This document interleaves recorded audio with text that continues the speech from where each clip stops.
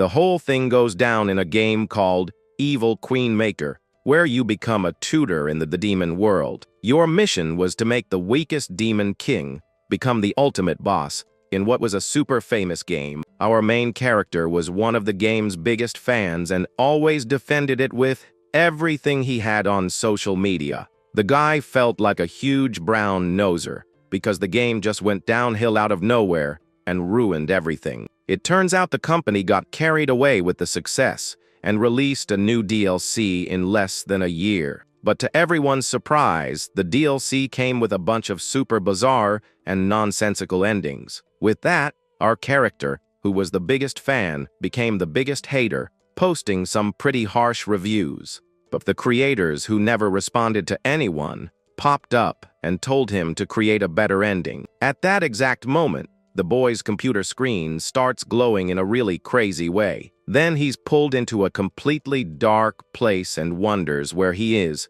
and what's happening to him. Suddenly, a giant red eye appears in front of him, making the guy totally freak out. Looking to the side, the guy sees a bunch of strange creatures coming out of a purple portal. Right after, a mysterious voice starts talking to him, but the dude doesn't understand a thing. His head starts to hurt a lot, and he wakes up with his vision all messed up, looking at a huge gate. Little by little, his vision returns to normal, and the image of the gate becomes clearer and clearer. When he gets up, the guy realizes he's in front of a giant castle and wonders where he is. He gets closer to the gate and touches it, feeling like he's seen this place in a dream before. Looking up, he sees a flag with a crest that he recognizes from the game Evil Queen Maker. With a shocked look on his face, the young man starts to figure out what might have happened to his life. Then the guy understands that if he was reincarnated in the game, that must be that little girl's castle. A butler appears and calls him Lord Nahen, leaving our main character even more confused. He stays quiet for a moment, trying to process this totally unexpected situation. Looking closer at the white-haired man, he recognizes Kane, who is a character from the game. The butler then says the same line from the game's introduction, confirming that this was all real. Right after, Kane bows, thanking him for volunteering to educate the Demon King. At this, the protagonist remembers the message from the game creators to create a much better ending. He then realizes he was sent into the game to do exactly that and finds the idea pretty ridiculous. Elsewhere, a voice asks a girl named Cecily how she's feeling. We see a little girl looking at herself in the mirror, and the maid asks if she didn't like the outfit. The little one then replies that she did like the outfit, but she's feeling a little strange. The maid with fox ears gets all giddy, thinking the girl is an adorable cutie. She tries to calm the girl down, saying she's just nervous because the tutor is arriving. To cheer the girl up, the maid hands her a pudding she had asked Chef Mark to make. The little girl thanks Cecily, who apologizes but can't stop thinking how cute Her Majesty is. At that moment, someone knocks on the door, and the butler Kane introduces himself to Lady Seer. He enters the room and announces that the person who will be her tutor is already waiting for her. The white-haired girl says she understands and gets ready to go meet the guy. Seer then walks past Kane, who is stunned by the little girl's incredibly dignified posture. Afterwards, she sits on the throne and says she is ready, leaving the butler super emotional. Meanwhile, we see Nahan's feet walking toward the main throne room. He arrives and introduces himself to the little one on the throne, saying it's a great honor to meet her. The young man then says his name is Nahen and bows in front of the young demon queen. We find out her name is Seer von Devada, a relative of the former second-rank demon king. But her father ended up losing his life in a war that happened about 2 years ago. Because of that, Seer became the demon queen at only 5 years old, which is pretty intense.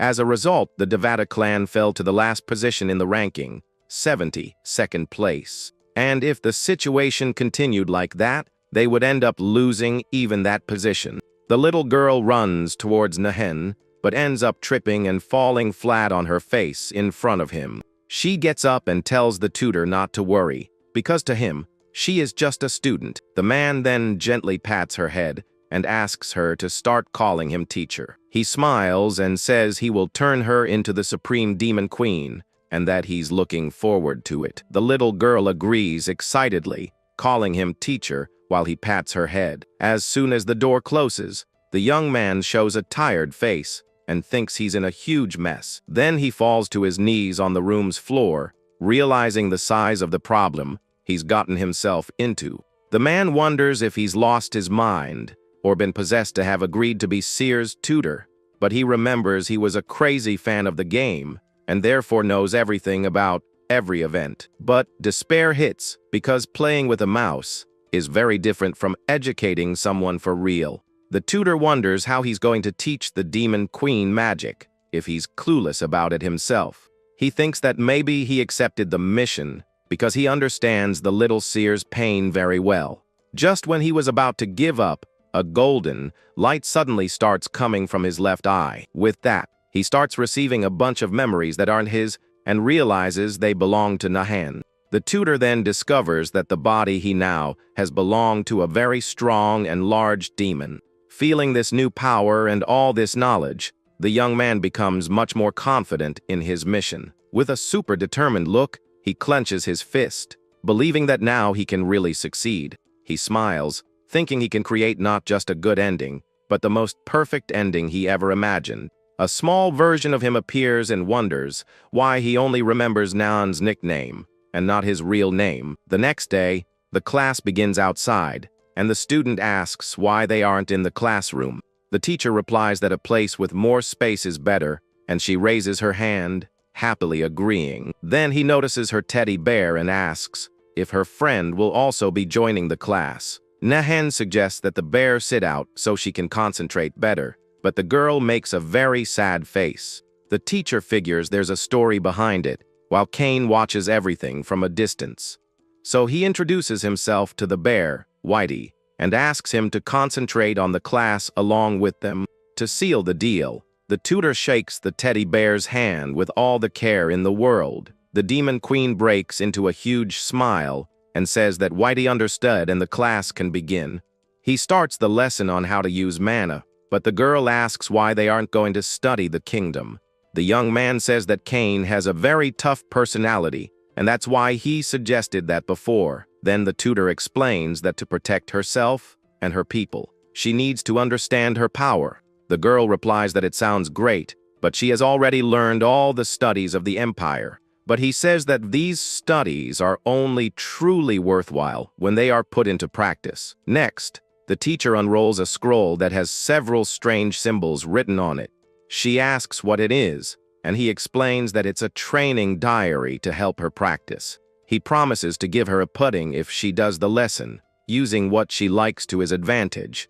Getting back to the topic, the tutor draws on the board that mana is divided into innate and usable. He asks what defines usable mana, but the little queen doesn't know the answer. The man then explains about the circuits in demons' bodies and asks about their function. The girl quickly raises her hand and answers that they are for being able to use mana. He confirms that the answer is correct and asks what happens when you have many circuits. With that, the girl concludes that usable mana is defined by the number of circuits. The teacher praises her for being smart and for being able to learn things so quickly. She gives a cute little laugh, and he thinks he should praise the girl more often to motivate her. Then he explains that innate mana is decided at birth, but circuits can be increased. The image shows a giant explosion of energy being released by them during training. Nahan raises his hand and shows that with training, you can use a huge amount of mana at once. Seer is blown away by how cool her teacher is, and Kane is also shocked by so much power. The butler thinks that even though he's an unknown demon, he certainly has the skills. The student asks if she can do that too, and the tutor assures her that with training, she can. He encourages her, reminding her that she is from the Devata clan, and the girl promises to try very hard. The gossip about the new tutor for the weakest demon queen spreads, but King Andromalius doesn't even care. The demon king Dantalion also ignores the news, thinking it's not something that will make money. The same thing happens with King Decorabia, who doesn't seem to care about the gossip at all. But for someone else, this news was very interesting, and a woman wonders what kind of sucker took the job.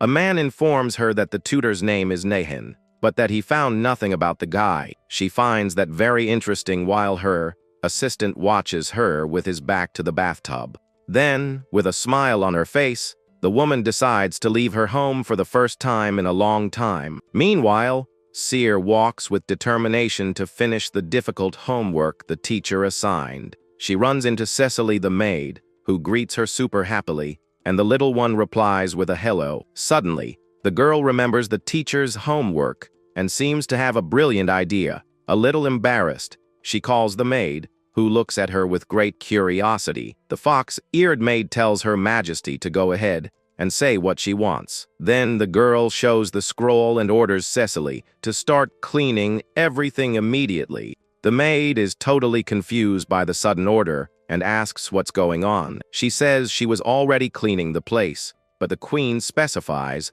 that it must be a cleaning with magic. Still not understanding a thing, the woman asks the little queen to wait a minute and explain. Cecily then recognizes the scroll in her hand as some kind of training diary. At that, she understands that the tutor wants the girl to get used to acting like a queen by giving orders.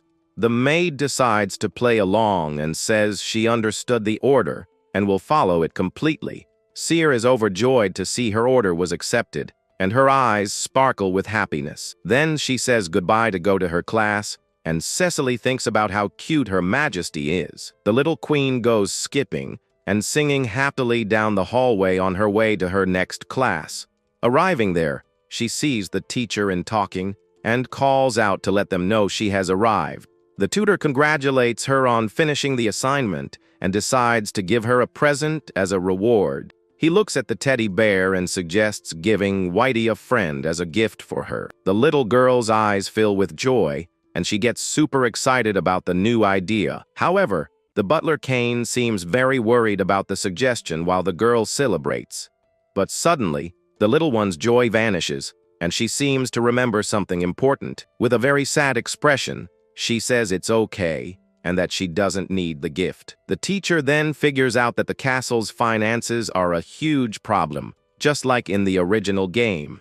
He offers to take care of the finances in Kane's place until she can do it herself. The girl is stunned by the offer and asks if the teacher would really do that for her. Kane is also in shock and asks if that was why he asked about the finances. The tutor then asks the butler if he doesn't want to see the little one happy with a new toy. The white-haired man is left speechless, and his face shows he was caught by surprise. Kane admits he really wants to see her happy, as an image of the girl with two bears appears. Nan says he understands the butler's concern, but he couldn't care less about money. He explains he's not taking the job because he thinks Kane is bad, but because he has his own strengths. The teacher then promises that soon Seer will be at the top of all the demon lords. The girl tugs on her teacher's clothes, calling him in a soft and very shy voice. She looks up with confidence and tells the man that she will trust him completely from now on. A glint of determination flashes in the Han's eyes upon hearing his student's words. With a smile, the little girl asks him to please earn a lot of money for the castle. The tutor smiles back and promises that soon the gold will start rolling in. Even so, the butler remains worried about whether it's right to leave everything in Nahen's hands. The class resumes, and the little one practices her magical power, following the teacher's tips. He notices that her magical power is huge, an incredible potential for the weakest lord. The young man notes that she is doing very well and doesn't need to worry about her progress. After a while, he decides that's enough training for now and claps his hands to stop. The little girl falls to the ground exhausted, and Kane rushes to help since she doesn't have much energy. The tutor praises her good work and says they will rest before the endurance training. A little later, the little one is already running with her bear to improve her stamina. Seeing the scene, the teacher asks Kane why she is so attached to the teddy bear, Whitey. Kane reveals that it was a gift from her father, the previous demon lord, on her 5th birthday. Nahen thinks that her father's passing was significant, but that he'll tell her the truth when she's ready. At that moment, someone comes running and calls for the head butler, who turns to see who it is, Eldon, a servant of Seer announces that a letter has arrived from the 71st floor below. The butler gets worried about what they might want, and Nahan calms him down, saying it's normal. In the demon realm, a one-floor difference means a big difference in power and money. But the tutor smiles and tells Cain not to be afraid, because this was exactly what he was hoping for. A few days later, the castle gates open to receive a mysterious carriage. Nahan observes the coachman and notices that he's not just some random guy like he appears to be. The mysterious young man is surprised to have been noticed, but Nahan just keeps looking at him. Suddenly, a giant demon appears behind the coachman, and the tutor calls him Sage Baphomet. All the servants, including Cain, are shocked by the revelation of the guy's true name. The sage laughs and asks how he found out, but Nahan just replies that he found it interesting. An elegant woman steps out of the carriage with a smile and an air of being the boss of the place. The servants are left speechless by the beauty and strong presence of the unexpected visitor. Nahan bows and greets her formally, calling her Your Majesty Citri. She praises him for being able to see through Baphomet's disguise and says he's not ordinary. He replies with a smile that an ordinary guy couldn't be the teacher of a demon lord. Citri agrees with a sarcastic smile, and the two stare at each other with great suspicion. Cain worries about the teacher's arrogant tone, wondering what he might be planning. The woman asks what brings him here, and he invites her inside to talk first. He warns that this is Seer's territory and that she needs a good reason to enter. The visitor gets annoyed at being treated with such mockery by someone from such a low rank, but she calms down and says that is the ruler of the floor below. She has things to discuss. Baphomet thinks she's clever for using Seer's position to secure entry. The teacher apologizes for the rudeness and asks Cain to lead them to the living room. The woman tells Baphomet to wait, as she won't be long in the conversation. She enters the room and comments on the lack of servants in Little Seer's castle. He replies that's what happens when money is tight, and she makes fun of the whole situation. Nahan invites her to sit, and she asks when the child will arrive for the meeting. The woman sits and says she has urgent financial matters to discuss with the queen. The tutor watches her and wonders if she's trying to seduce him with that pose. He then says she can talk to him, as he's the one handling all the finances. She is surprised and thinks that men are easy to fool, because they can't take their eyes off her. The woman explains that her soldiers were lost, helping to defend their floor from humans. She then says they need to cover the compensation money and the cost of extra personnel. The tutor gives a mocking smile upon hearing her story and her plan to get money out of them. She doesn't understand what he said and asks if she heard him right. He takes a sip of tea and faces her with a provocative smile before answering. The woman slams the table in anger and accuses him of having a disrespectful attitude towards a lord. She stands up, furious, and says he has really lost his mind to dare challenge her. The entire room trembles with the pressure of her angry and powerful aura being released. He asks why she's so mad, and if it's because he called her a third-rate bandit. With a flick of his hand, he throws Baphomet's unconscious body to the floor in front of her. She is shocked, and with her eyes glowing with anger, she yells that his arrogance is absurd. The woman unleashes all her power in an explosion of energy that almost destroys everything around. She glares at him with hatred and says he brought this punishment upon himself. But Nahan remains calm, sitting in his chair and sipping his tea very peacefully. He says he was going to let it slide out of respect for her, but now he has no other choice. With a simple gesture of his hand, he prepares to show her the true power he possesses. Her powerful flame of destruction is simply stopped by the tutor's calm gesture. With her eyes wide with shock, she wonders how her flames could have been stopped. Nan faces her with a dark aura and invites her to a more civilized conversation. He suggests they resolve things like intelligent demons instead of fighting. Then he says he has a good proposal for her that will definitely get her interested. Nan's shadow transforms into a terrifying demon with a giant red eye. The woman laughs and asks how he dares to make a proposal, but he assures her she won't refuse. He reveals that the proposal is about the seal that was placed on her leaving her in total shock. She challenges him, saying that a nobody like him can't make a proposal she would ignore, but the tutor insists she will want to listen because it's about the seal that limits her powers. She gets furious and threatens him, telling him to leave if he's just going to repeat what she already knows. He then says that the sealing stone is on a floor governed by a higher demon lord. With a snap of his fingers, he makes a contract scroll appear and proposes a deal. The teacher offers to help her break the seal that binds her and limits her power. The woman stares at him in silence, processing the unexpected and very tempting proposal. She then asks how he plans to help her break a seal that is so powerful. With a confident smile, he says she just saw a small sample of his power. The image of the dark demon returns, showing the power he can easily control. She asks what he is exactly, and he replies that he is the mentor of the demon lord. With the contract in hand, he invites her to sign and seal the agreement they've made. The contract ensures that Sitri will provide troops and money to the castle in exchange for support. She only signed because of the third article, which promises Nan's full support for her. She thinks the power he showed was absurd and wonders what his real strength is. With a satisfied smile, she decides it's a bet worth taking a risk on. Sitri says he also needs to sign with his blood,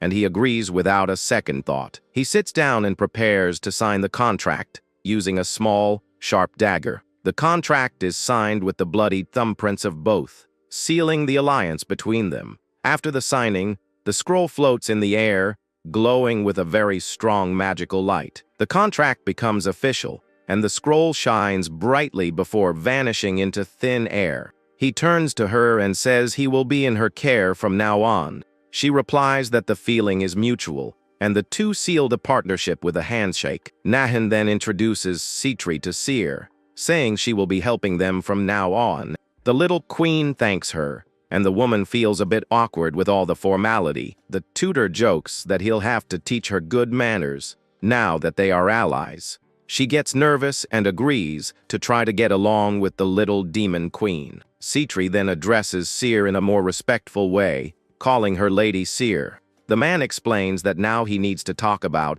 how they will fulfill the contract they made. He then reveals with a smile that she will also be his student from now on. The woman is in shock, and her eyes widen at the totally unexpected news. She yells at him, asking what kind of nonsense he is talking about right now. He reminds her that now she is just another common demon lord that nobody remembers. She gets annoyed, and the tutor reminds her that she was the one who came asking for his help first. The teacher says she thinks her growth is over, and all that's left is to regain her power. But he states that she can still become much stronger than she can imagine. She thinks it's a lie, but upon remembering his power, she starts to consider the possibility. In the game, Sitri became a strong ally of Seer, and he knows she can regain her strength. The woman tells him not to mess with a demon lord, but he says he's not messing around. He then tells her to go home and come back when she has time to start the training. The little queen gets annoyed and says her teacher isn't going anywhere with her. Sitri sighs and agrees to come once a week for the lessons she'll have with him. She gets annoyed and asks if he's saying she'll become desperate to see him. He replies with a mysterious smile that she'll find out soon enough if that's true or not. The alliance with Sitri was a success, but there were still many problems to solve at the castle. Sitri's advisors, Zeka and Emselin, complain about having to be stuck in that place.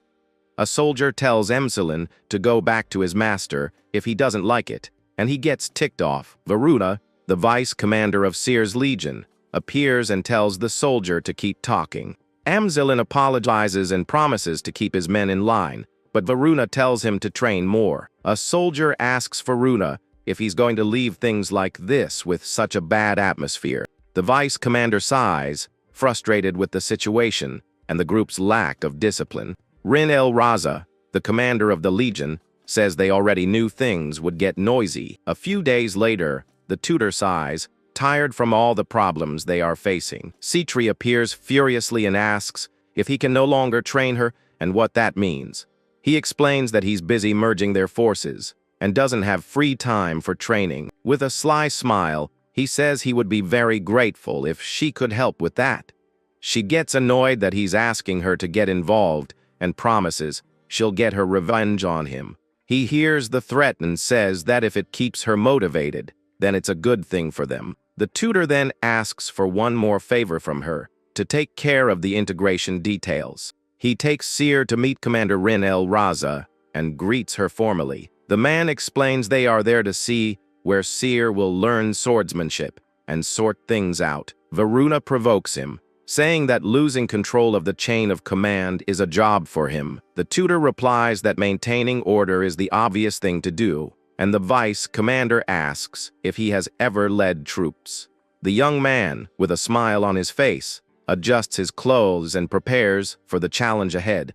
Varuna says it's not a simple task to unite soldiers from different forces like theirs. Nahan challenges him to watch how he'll do it, and the vice commander accepts the bet. He then says he will watch very closely to see if the tutor can really pull it off. A little later, Citri's advisors look confused at two crossed swords on the ground. On the training field, all the soldiers watch the scene and wonder what's going on. Nahan thinks that Varuna is a skilled vice commander and very loyal to the end, but he knows his loyalty is only to Seer, and he's going to use that to his advantage now. The tutor approaches Amzelin and introduces himself as the mentor of the little demon queen. The lizard man says he knows who he is and accuses him of taking them from Her Majesty Citri. He replies that he did the right thing by taking in some lost souls with no help at all.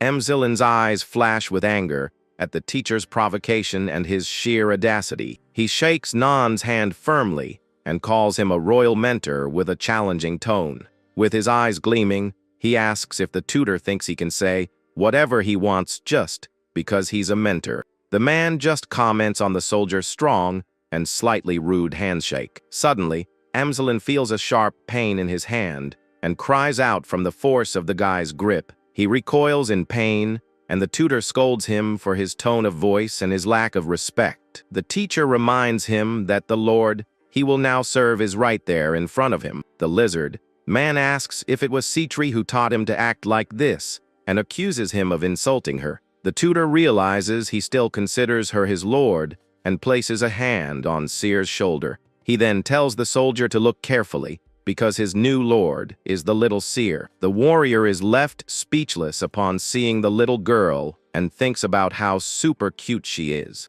But he insists that his only lord is Her Majesty Citri, and Nahen praises his courage. With a snap of his fingers, he uses his power to show the soldier what happens to those who disobey. All of Citri's soldiers fall to their knees under the pressure of Nahen's powerful aura. Amzelin also feels the pressure and groans in pain as he is forced to his knees.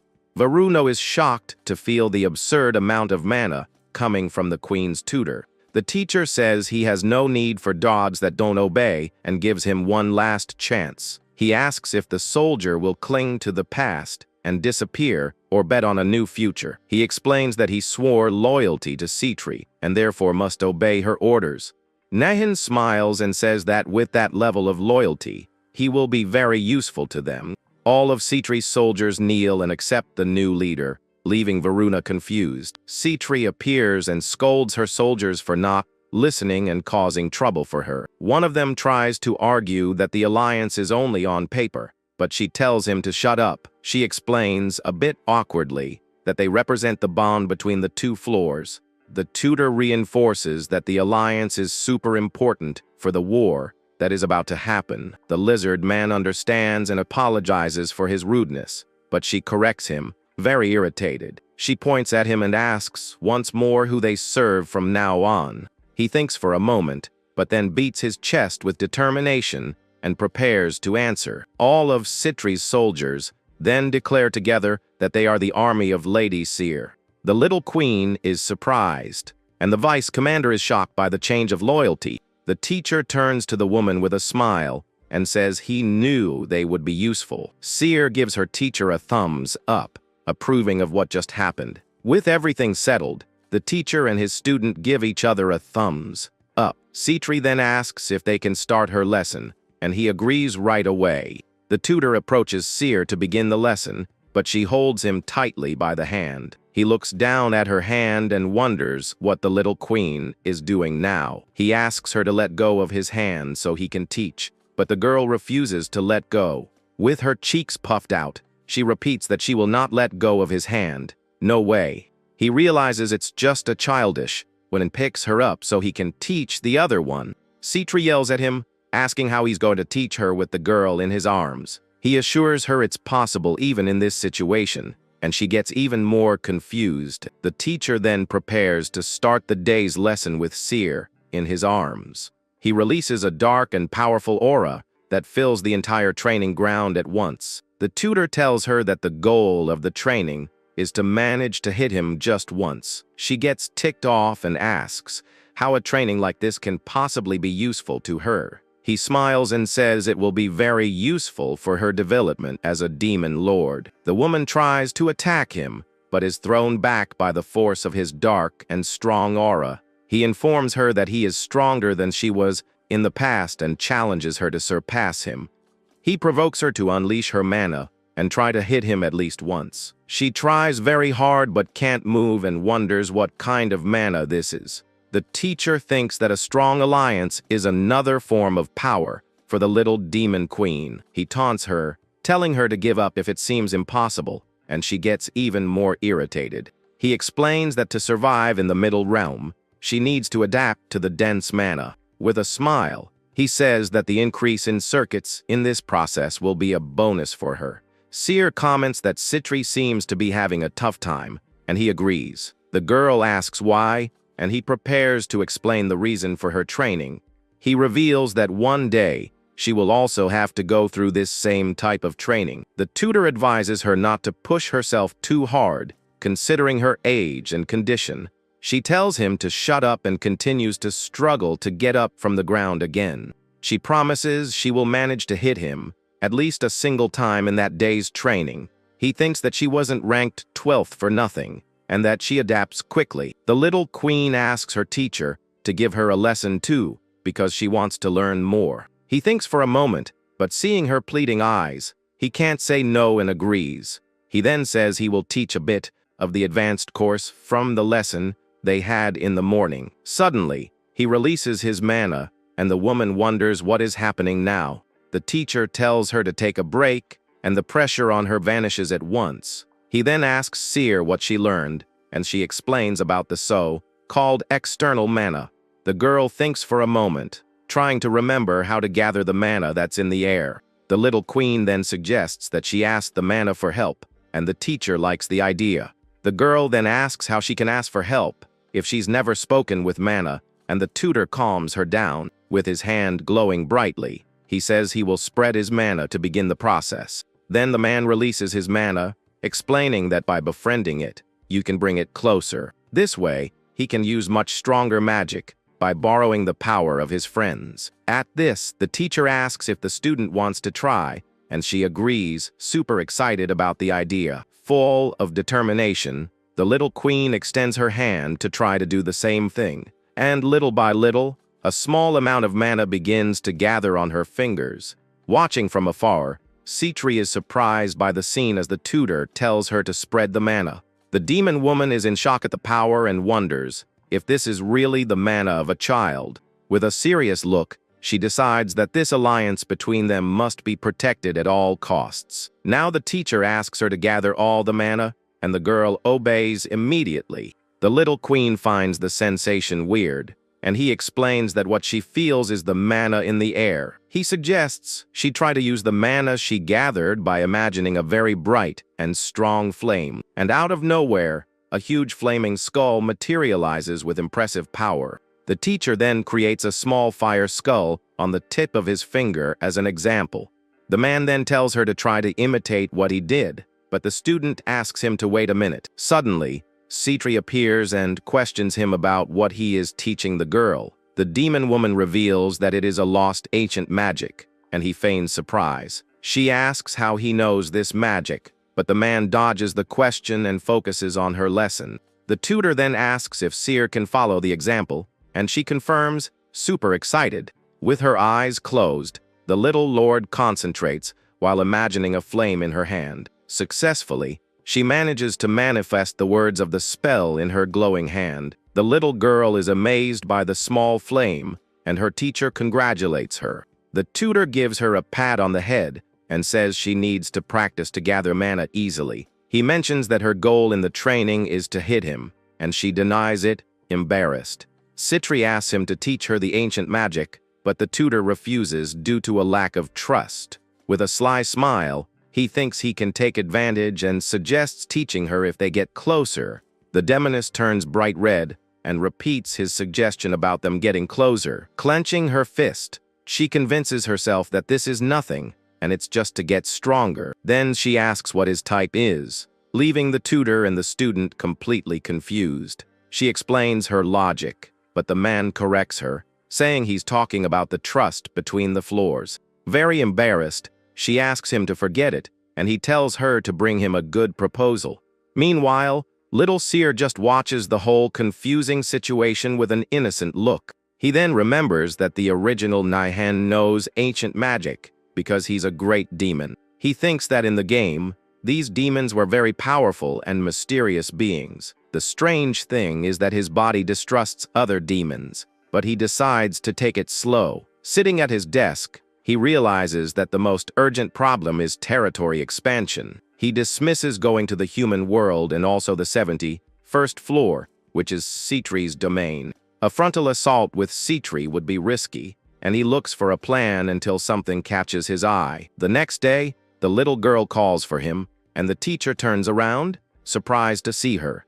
The commander apologizes and says Her Majesty insisted on coming along with her. With Seer on his lap, he thanks the woman for coming, and she says she was summoned by him. The tutor reveals that the matter is territory expansion, and the commander is quite surprised. The woman says that conquering the 70th floor is difficult as they are at a military disadvantage. While she advises him to be careful, the man simply hands her a piece of paper. After reading it, the woman realizes the plan suggests a victory without a frontal assault. With a confident smile, he asks for her opinion and says it's a good card up their sleeve. The commander rereads the document and confirms that without a direct confrontation, victory is possible. The tutor insists on knowing her opinion and reinforces that their plan is very solid. The commander then says she will choose soldiers who are skilled in infiltration for the mission. She worries about internal disputes, but the tutor assures her that now everyone will obey. He suggests creating a separate legion for the new soldiers to avoid more problems. The woman asks how this would make the new recruits loyal to the little queen. The man explains that upon seeing the girl's efforts for them, the soldiers will become loyal. Then he asks for the student's opinion, and the girl says she likes everything that was planned. With a clenched fist, the demoness states that she will help expand their influence. She gets annoyed by his look, but the tutor just thinks that the plan will work out. The teacher notices his student is going somewhere and asks about it. The girl joins Citri on the ground and says they should do their training together. He finds the situation amusing because they say doing things in pairs is less tiring. The other woman is completely speechless at the cute little girl's attitude. With a smile, the Lord mimics the demoness, who finds it tiring to deal with so much cuteness.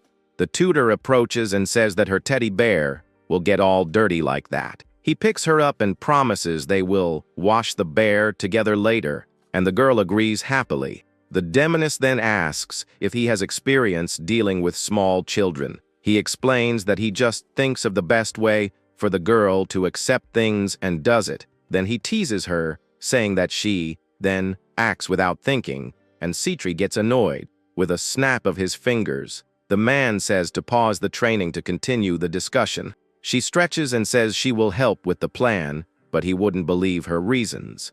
The woman reveals that they were also preparing for a war that was coming. The tutor thinks that the game's story has changed because he moved all his plans forward. He accepts her help, and the demoness calls him shameless and asks what she should do. He suggests a bold attack and guarantees that her forces will not suffer heavy losses. She realizes the idea is to fake a combat, and he praises her, leaving her confused. Citri asks why she would be the bait, and he just hands her a document with the strategy. Reading the paper, she discovers a conflict between two important lords of the 70th floor. She sees the opportunity, and the teacher confirms that he intends to bring one of them to his side. With a smile, the woman says she already knows who they will send for the contact mission. She asks about the division of profits, and he suggests 50% for each. With a smile, he says that's only natural, because the alliance between them needs to continue. The tutor then teases her for never believing him, and says the final decision is hers. Suddenly, he releases his dark and powerful aura, leaving the woman in a total panic. He says to resume training, and she complains that this is too much for her to handle. Sometime later, the little queen's teddy bear is clean and shining like new again. With great joy, the little girl runs to find her teacher in the castle corridors. He picks her up, and she celebrates happily that her stuffed friend is all clean. At that, the man notices her hair is different and asks if she dyed it. A servant explains that her race stores mana in their hair, which is why they are great mages. The teacher is shocked to learn this, as it was info that didn't exist in the game. The servant reveals that the previous lord had half of his hair red from so much stored mana. The tutor realizes that with this, the little queen can use high mana consumption spells. He warns her that from now on, she will have to train a lot to gather external mana. Holding the girl, he asks the servant where their legion commander is now. The scene then shifts to the 70th floor, which is ruled by the demon Lord Andromalius. A masked figure watches the dark city from a rooftop. With a signal from their leader, the group advances through the streets, defeating all the guards in their path. The commander thinks her partner is skilled and wonders if the tutor knew about it. Two figures leap between the city's buildings, using bright blue energy ropes. The two warriors continue to move with agility under the light of the full moon. The group reaches their destination and prepares to start observing the target location. The commander watches the moon and the forest from the top of a tree while she waits. The other team members spread out in the surroundings and get into attack positions. One of the soldiers with wings comments that there is nothing suspicious about the cabin they are watching. The commander then explains that the missions is to conquer the floor and bring Aaron to their side. A soldier questions if this is possible, but she reminds him that they just follow orders. With the order given, the team advances quickly towards their main objective. They approach the isolated wooden cabin in the middle of the very dark forest. Suddenly, a voice interrupts them and tells them to stop where they are immediately. The team stops as they are surrounded by several guards who were waiting for them at the cabin's entrance. One of the guards asks who they are, and the commander notes that they are well trained. A large man with horns appears at the door and introduces himself as Aaron Raiders. With a pipe in his mouth, the man asks who among them is the group's representative. The blue-haired woman then prepares to answer and removes the mask from her face. She reveals herself and says she is the representative of the group that is there for the negotiation. The guards recognize her as Lin El Laza, one of Seer's swords, and are shocked. She says she has given up that title and is now the sword of the Little Majesty Seer. The man then realizes that the little queen plans to take the entire 70th floor for herself. He questions if she really believes that's possible, and she confirms it with certainty. The commander says that with just Citri and herself, they could defeat Andromalius. The man says that war is different, and she replies that's why they need his help. She says she can't reveal everything but states that there is someone they cannot touch, and this someone, by Seer's side, is so powerful that not even 100 of them together could harm him. The leader is in shock at the revelation and wonders if she is telling the truth. He accuses her of joking, but the woman responds with a very serious look. The man says that if someone like that exists, they wouldn't need help, and she corrects him. With a threatening look, she warns that if he betrays them, he will not escape the consequences. He wonders if that's a threat or a test, but remembers the strength of the swords. The man then asks her to get straight to the point and say what they want from him. The commander then offers him status and rewards to join them. The negotiation is a success, and the commander thanks her lord for all the help. The tutor congratulates her and tells her to prepare, because the attack will be soon. The man notices she is thoughtful and asks if the commander has something to say. The woman questions him about the reason he volunteered to be Seer's tutor. She says the position of royal tutor is small compared to the abilities he possesses. The commander thinks it makes no sense for someone like him to choose the lowest floor. The woman suggests he might have other intentions, like stealing the throne, for example. The tutor thinks he can't tell the truth and that any random excuse won't work. With a sly smile, he decides to be honest and says he did it just for fun. The commander is confused, and he explains the pleasure of creating a demon king. With his eyes gleaming, he reveals that nothing makes him happier than seeing his plans succeed. She asks if it's all for fun, and he says that was the initial reason. The teacher says he likes being with them because they have the cutest demon queen. He also praises Cain as a loyal and very firm strategist in his decisions. The man mentions Lee, who has a good heart and takes good care of the castle's affairs. He also praises Cecily and Mark for their excellent work and gifts in the kitchen. The tutor comments that Baruna is rebellious, but his skills and loyalty are unquestionable. Finally, he praises her as strong, loyal, and beautiful, leaving the commander all flustered. He says he likes all of them, and that it's better to see them in person than in a game. The tutor promises he will never betray them, and the commander watches him with a serious look. The commander thanks him, but the tutor says her loyalty is to the little queen. With a smile, he praises her loyalty for questioning him to protect her majesty. She leaves to rest and thinks that the queen is surrounded by very good and loyal people. Suddenly, the student appears, and the teacher asks what she's doing there outside of lesson time. She wants to play, but seeing him with the finances, she asks to watch, and he teaches her. He shows her a petition about spoiled crops and asks what she would do in the situation. The girl suggests giving them food, but he proposes selling a portion at a very low price. She then wonders what to do if the farmers don't have money to buy it. The teacher introduces the idea of a grain loan system, and she jots it all down. He explains that the castle lends food now, and the farmers pay it back with the next harvest.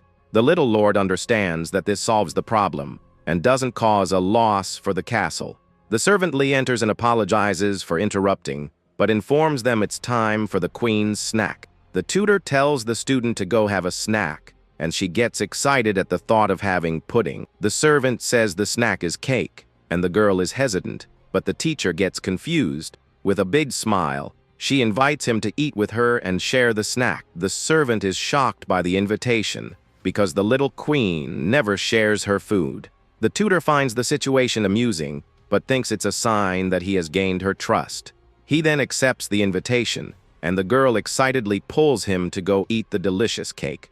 The teacher realizes that he has truly won his student's trust with this gesture. Cain finds him in the hallway and says he needs to deliver an important document to him. The servant reveals that the message came from the 71st floor and hands him the paper. With a serious look, the tutor understands that the plan is about to truly begin. He smiles and says that today's snack will be even sweeter because everything is ready. Elsewhere, a man is shocked to learn that Citri has declared war against them. Angrily, he slams the table and wonders how the 71st floor dares to challenge them. This is Andromalius, the demon king of the 70th floor, and he thinks Citri has gone mad. An advisor urges caution, but the king ignores him because her powers are sealed. He wonders if she has a plan, and a servant says he has some suspicions about it. Count Eugene reveals that there are rumors of an alliance between her floor and Seer's. Furthermore,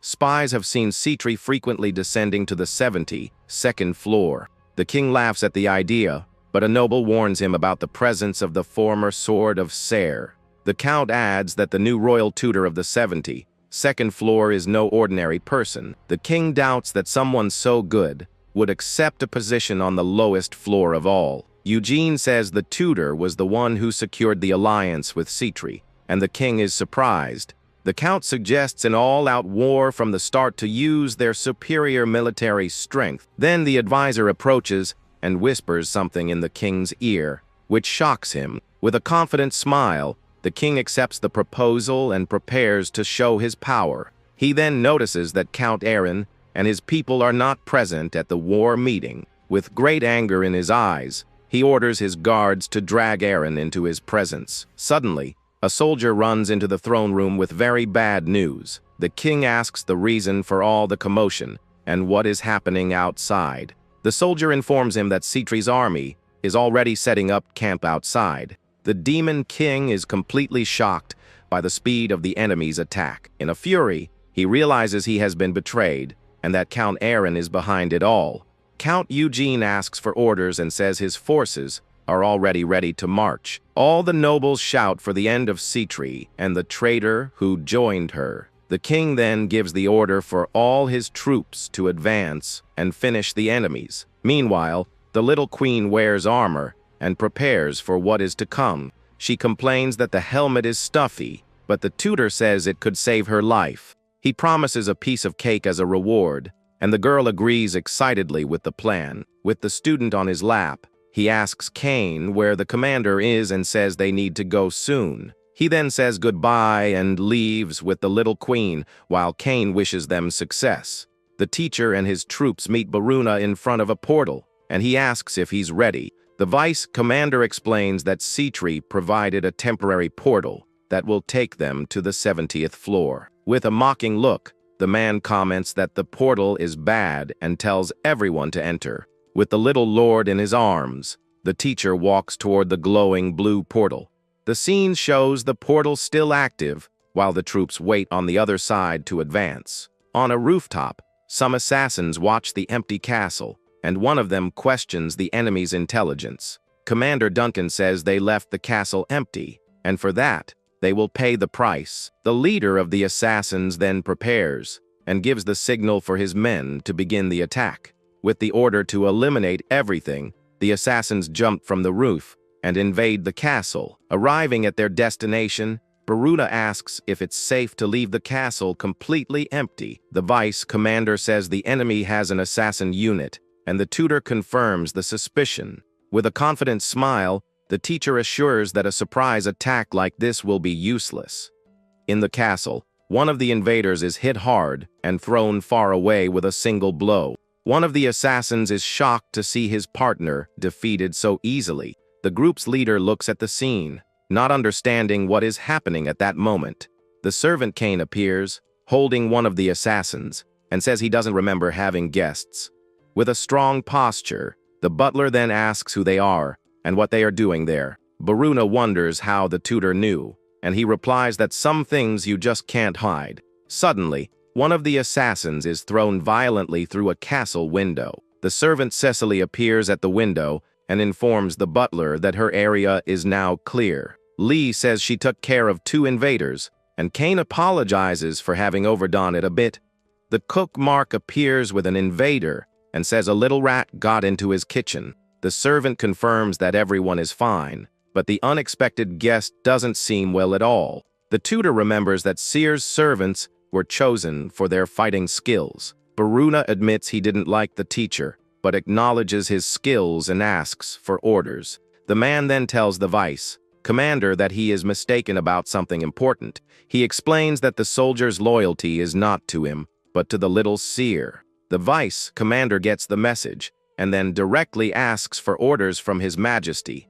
The little lord asks the tutor to be the commander, and he accepts the request easily. The teacher then orders Baruna to join and support Commander Lin's forces. The student asks where they are going, and he says they are going to see Sitri, making the girl excited. Sitri observes the troops, and her advisor is impressed with Nahen's capabilities. The advisor calls him a dangerous man and suggests they take action soon. The demoness warns him to never cross the teacher's path, as one mistake would be fatal. She then says they just need to do their part, take what's theirs, and leave. A large explosion happens in the distance, and the woman comments that it was a spectacular start. The Demon King is furious to learn that Aaron's forces have invaded his castle.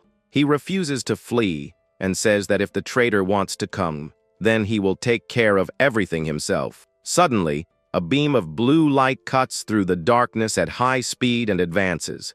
The attack causes a huge explosion inside the throne room and startles everyone. The Demon King smiles and says, "Speak of the devil. The timing couldn't be better." Commander Lin and her troops enter the throne room and prepare for the fight. The Demon King then orders his guards to receive the guests, and they advance to attack. The commander, with her hand on her sword, comments that this floor's reception is pathetic. The Lord then taunts Aaron and asks if he thinks Seer's swords can save him. The Demon King then promises that he will finish the traitor with his own hands. A voice then says he'll have to try that in his next life, because it's not happening now. The commander advances at high speed and defeats several guards in her path. A soldier of Andromalius charges at the commander with his weapon in hand. With his eyes glowing, the Demon King calls her arrogant and prepares for combat. He advances with his sword and says he will personally test her skills. The commander prepares for the blow and manages to defend against the enemy's attack. The force of the impact throws her back, but she manages to recover in time again. The Lord praises her for her speed and admits she lives up to the title of sword. Count Eugene is startled by the scene as the king advances for a new attack. With a single blow, the Demon Lord manages to hit the advisor dead on. The commander is in shock seeing the scene and the enemy king's cruelty to his own ally. With a wicked smile, he says that now the real fun will truly begin. A huge hydra-like creature emerges from the advisor's body, and the woman is startled. The king then orders the creature to attack, and it advances with its mouth wide open. Watching from afar, Citri asks why the tutor came there, and he says he came to see her. She questions if they can handle the enemy, and the man says that with a little help, yes. The teacher then hands the little queen to the demoness, who is confused by the action. He explains that there are too many distractions to take the girl and asks her to wait. The man then hands a toy to the student, but she refuses to stay there. With a serious look, the tutor realizes he needs to go quickly because something is very wrong. He senses a strange energy and knows that it shouldn't be there at that moment. The little lord is worried, but he warns that the commander might be in danger.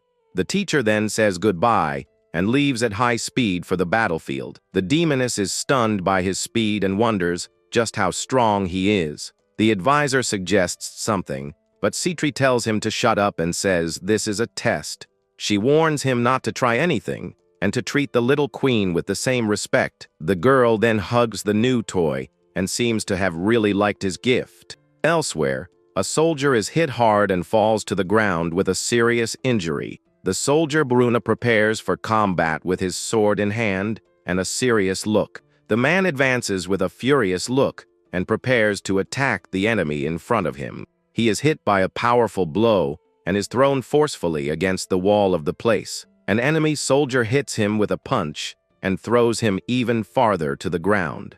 The enemy taunts him, and the king tells him to keep fighting because it's all he can do. The commander realizes the Hydra is not normal, and its power rivals that of a demon king. She is attacked by the creature and wonders if this is her end in the current battle. With her eyes closed, the woman apologizes to her majesty for having failed her. Suddenly, a strange light catches everyone's attention there, and they look up.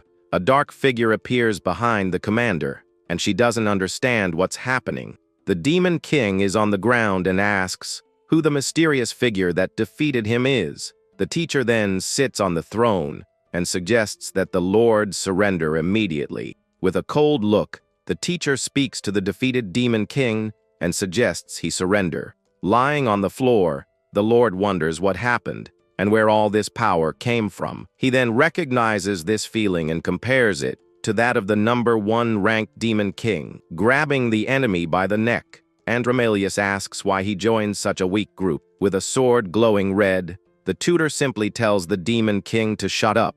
The man offers money and fame and asks the teacher to join his army of soldiers. Desperate, the Lord says he will give him everything, and the tutor replies he just wants to reach the top.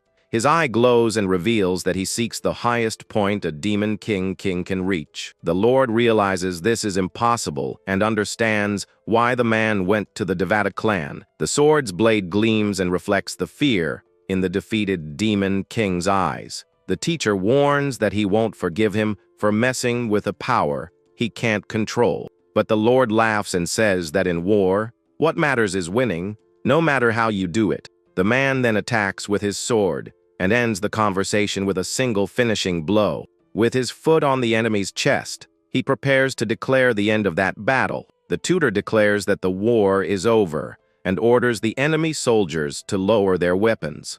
The soldiers outside hear the news that their lord has been defeated in combat. They receive the order to surrender, and one of them can't believe what he just heard. In her tent, Citri is surprised by the speed, but soon understands that it makes sense. The little lord then recognizes her teacher's voice and gets very excited to see him. The commander apologizes, but the tutor comforts her and says it's been a while since she last fought. He thinks the aura was that of a dragon, and that this has never happened before in the game. The man tells her that Citri will take the credit, and the commander understands the plan. The tutor asks them to take care of the cleanup and says he needs to see Seer, leaving the commander confused. He explains that the girl is with Citri and that the demoness won't do anything wrong. With a nod, the commander leaves at high speed to carry out her new orders. The scene then takes us to the tent, where the little queen was waiting for the result. A servant informs that the soldiers have surrendered, and Citri is shocked by how easy it was. The little lord announces that her teacher is coming, and the demoness doesn't understand how. He suddenly appears and asks if they had fun, and the student says yes. The advisor is shocked by his speed, and the man pats the girl's head. He then throws a bag to the demoness, who catches it and asks what it is. The tutor reveals it's Andromalius's head and asks her to take the credit for it. With a smirk, he says the reason is because they are allies. He says goodbye and tells them to divide what they won, but the demoness remains suspicious. Elsewhere, the butler Kane tries to fix a door with a hammer in hand. A portal of blue light suddenly opens in the middle of the castle's main hall. Kane welcomes them back, and the teacher notices the front door is broken. The butler apologizes, but the tutor praises his work and understands there was an invasion. The servant congratulates everyone, but the man says this was just the first step. He then reveals he will give the 70th floor castle to Citri, and the student is shocked. The butler is speechless and can't believe what he just heard. He questions the decision and says they are losing a lot by giving her the credit. The butler reinforces that the castle symbolizes their conquest, but the tutor confirms the decision. He explains that they need resources and that their finances are not yet sufficient. Then he says they need to be discreet, which is why he gave the victory's credit to Citri. The teacher then asks the student who will be responsible for the 70th floor now. With a smile, he agrees and says she also needed to prove she is still strong. The butler is impressed, and the man says he's not one to give things away for free. The tutor says he will focus on the girl's education and the castle's internal affairs. As they go up the stairs, Kane watches and understands his new lord's plan. The butler then asks how he was so sure he could convince Aaron. The tutor whispers to the student that he got lucky because it was a random event in the game. Kane realizes the teacher is extraordinary and that Her Majesty needs to keep him close. He then says goodbye and wishes Kane good luck with fixing the castle door. In the hallway, he says he will focus on her training and the duties of a monarch. The man touches the girl's forehead and remembers that the true ruler of that place is her. With a big smile, the student says the classes are fun and that she will learn everything. The teacher is happy to see his methods are working and that she is enjoying it.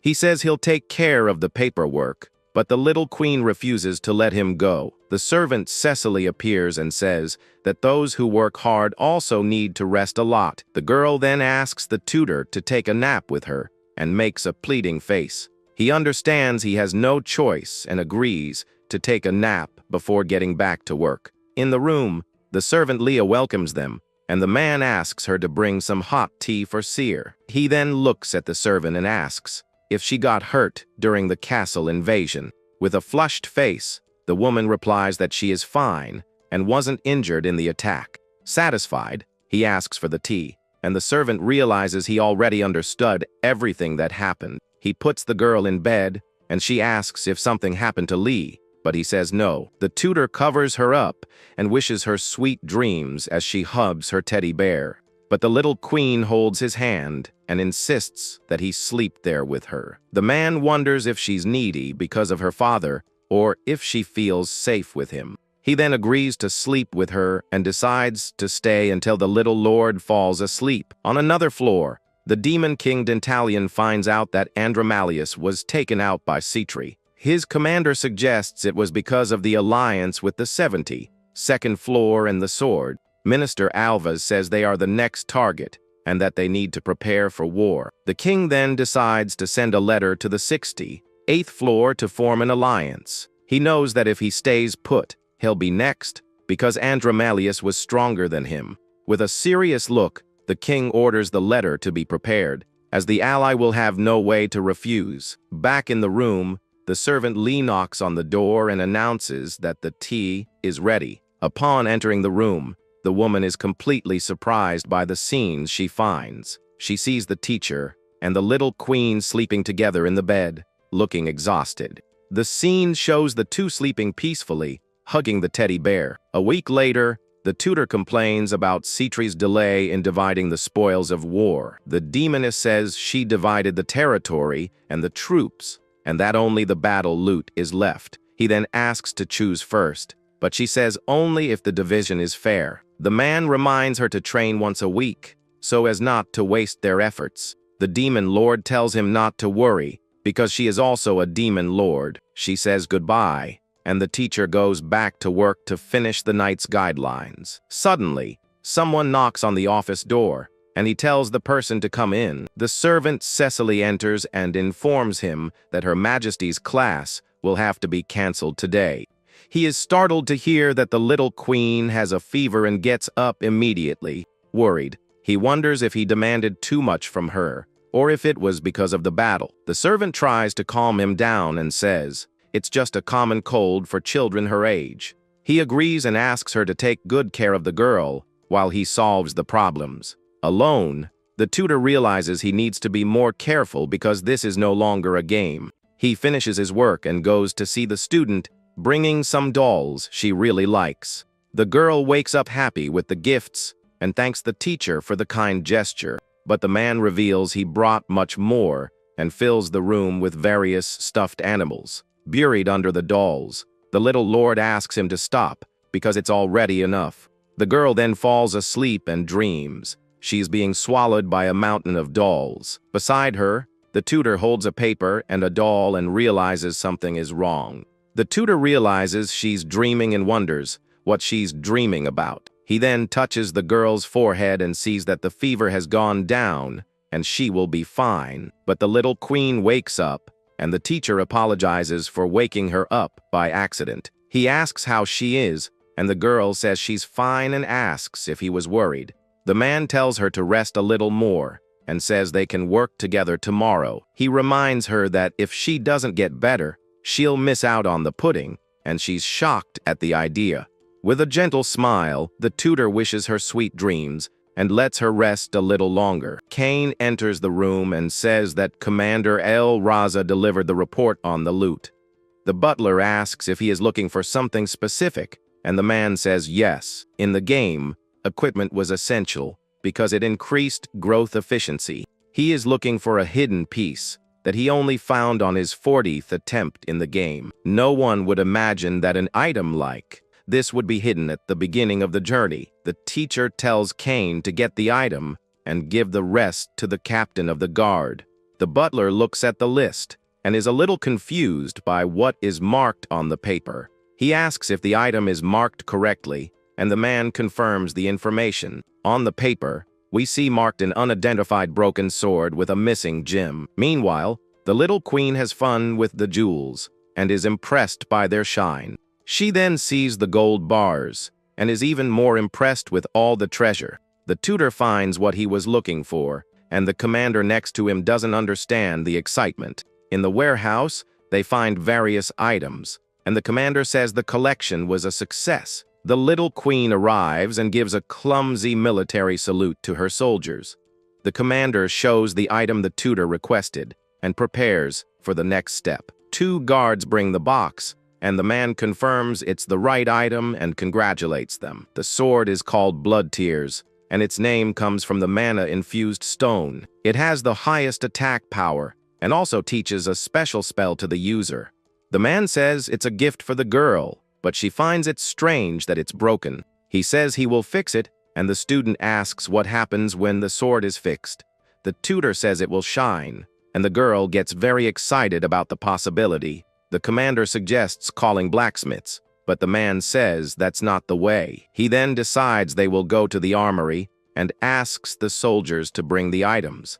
The girl has fun with the jewels, and the tutor notices how much she likes shiny things. A glint in the teacher's eyes indicates that he already has a plan for the next step. He asks if anything caught her attention, and the girl gets a little embarrassed. The tutor comforts her and says that everything there is hers, and she can take whatever she wants. The little lord then chooses a crown, and he invites her to go to a place with him. They arrive at an abandoned mine, and the student asks why they are in that place.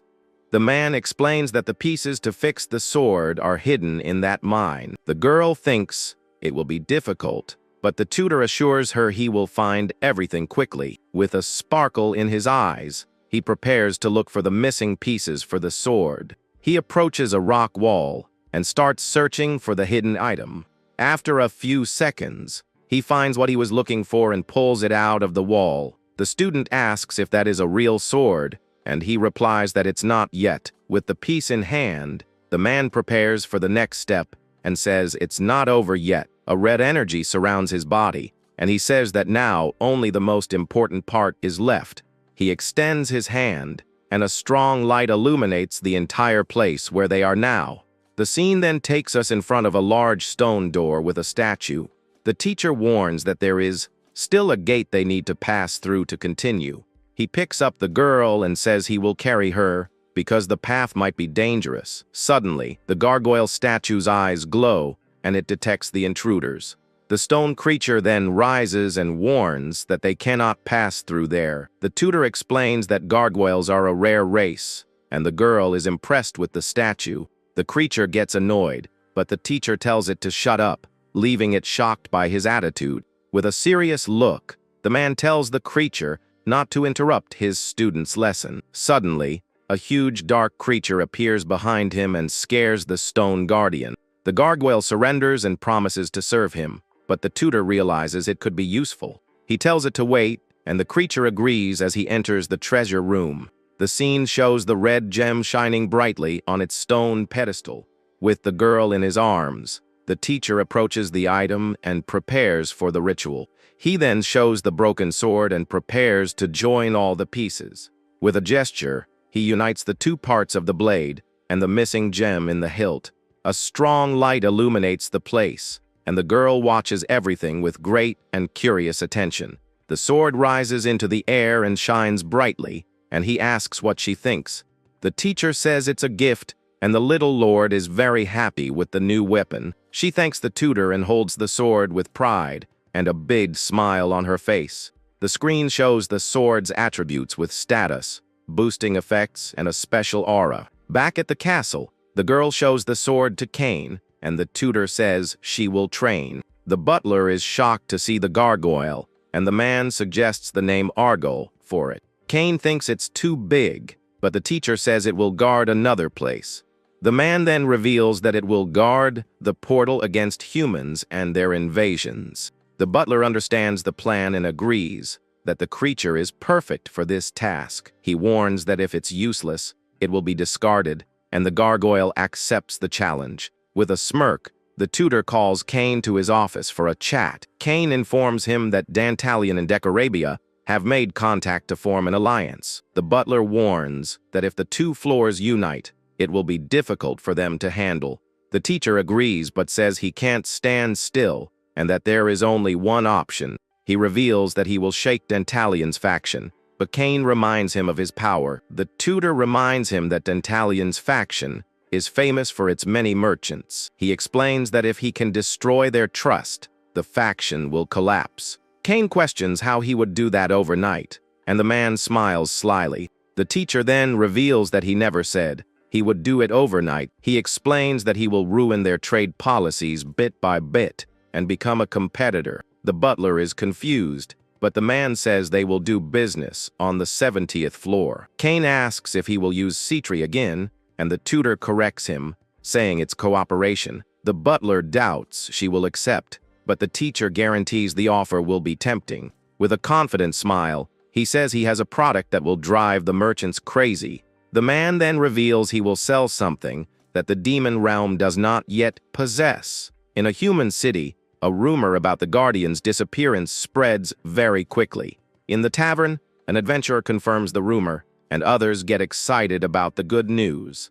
Two men see a chance to get rich and decide to invade the demon realm. A girl gets excited and says she knows where the Ram tribe gathers, and that it will be easy. The group then prepares and heads toward the portal to the demon realm. In front of the portal, several other adventurers also prepare for the invasion. A man approaches the group and asks if he can join them in the hunt. He introduces himself as Riku and his partner Melissa, a calm-looking nun. The group's leader recognizes the insignias and sees they are A-rank adventurers. The two agree to join, and the group of adventurers sets off for the portal. A man tries to warn that no one who has entered the demon realm has returned recently. The group advances through the forest, and one of them comments on the Guardian's disappearance. Riku asks if they abandoned the floor, and the other is surprised by the term. Suddenly, they spot a member of the Ram tribe and hide to avoid being seen.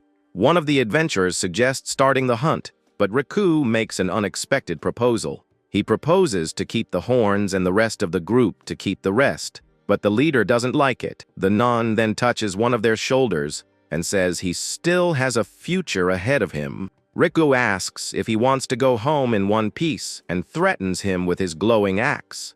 The group's leader realizes he was tricked and that there's no way to beat the A-rank duo. He accepts the deal, but Riku says he never needed their help to fight. Suddenly, a strong light hits the three adventurers, and they fall to the ground unconscious. An earth tremor begins, and the group's leader wonders what is happening there. Riku gets annoyed because with all that noise, the creatures will flee before the attack. A gargoyle emerges from the shadows and says it found the last rat that needed to be caught. Riku is in shock seeing the creature and can't believe what his eyes are seeing. The creature advances and attacks the group, and one of them says to forget Riku and run. Suddenly, the girl in the group stops running, and her friend worries about her. With empty eyes, she mutters the word, "Guardians," and seems to be in a trance. One of the Guardians approaches and asks Commander Lin for her orders. With a serious and determined look, the commander says there is only one command to be given. The scene shows the Guardians surrounding the adventurers with the order to capture them alive. In a cage, one of the adventurers is shocked to see the demons capturing the humans. The commander reports that they have captured 276 humans in the last month. She is impressed with the strategy, but the tutor says it was only possible thanks to Argyle. The man then thinks that for a perfect ending, he will do whatever it takes to win. The commander warns that the residents are scared because of the captured humans. He realizes he needs more humans and decides it's time to change the plan. With a smirk, he asks if she knows anyone capable of adjusting. The commander replies that there are many who can manipulate the minds of humans. With a wicked smile, the tutor reveals that he will make them want to come here. In the city's guild, adventurers complain about the master's orders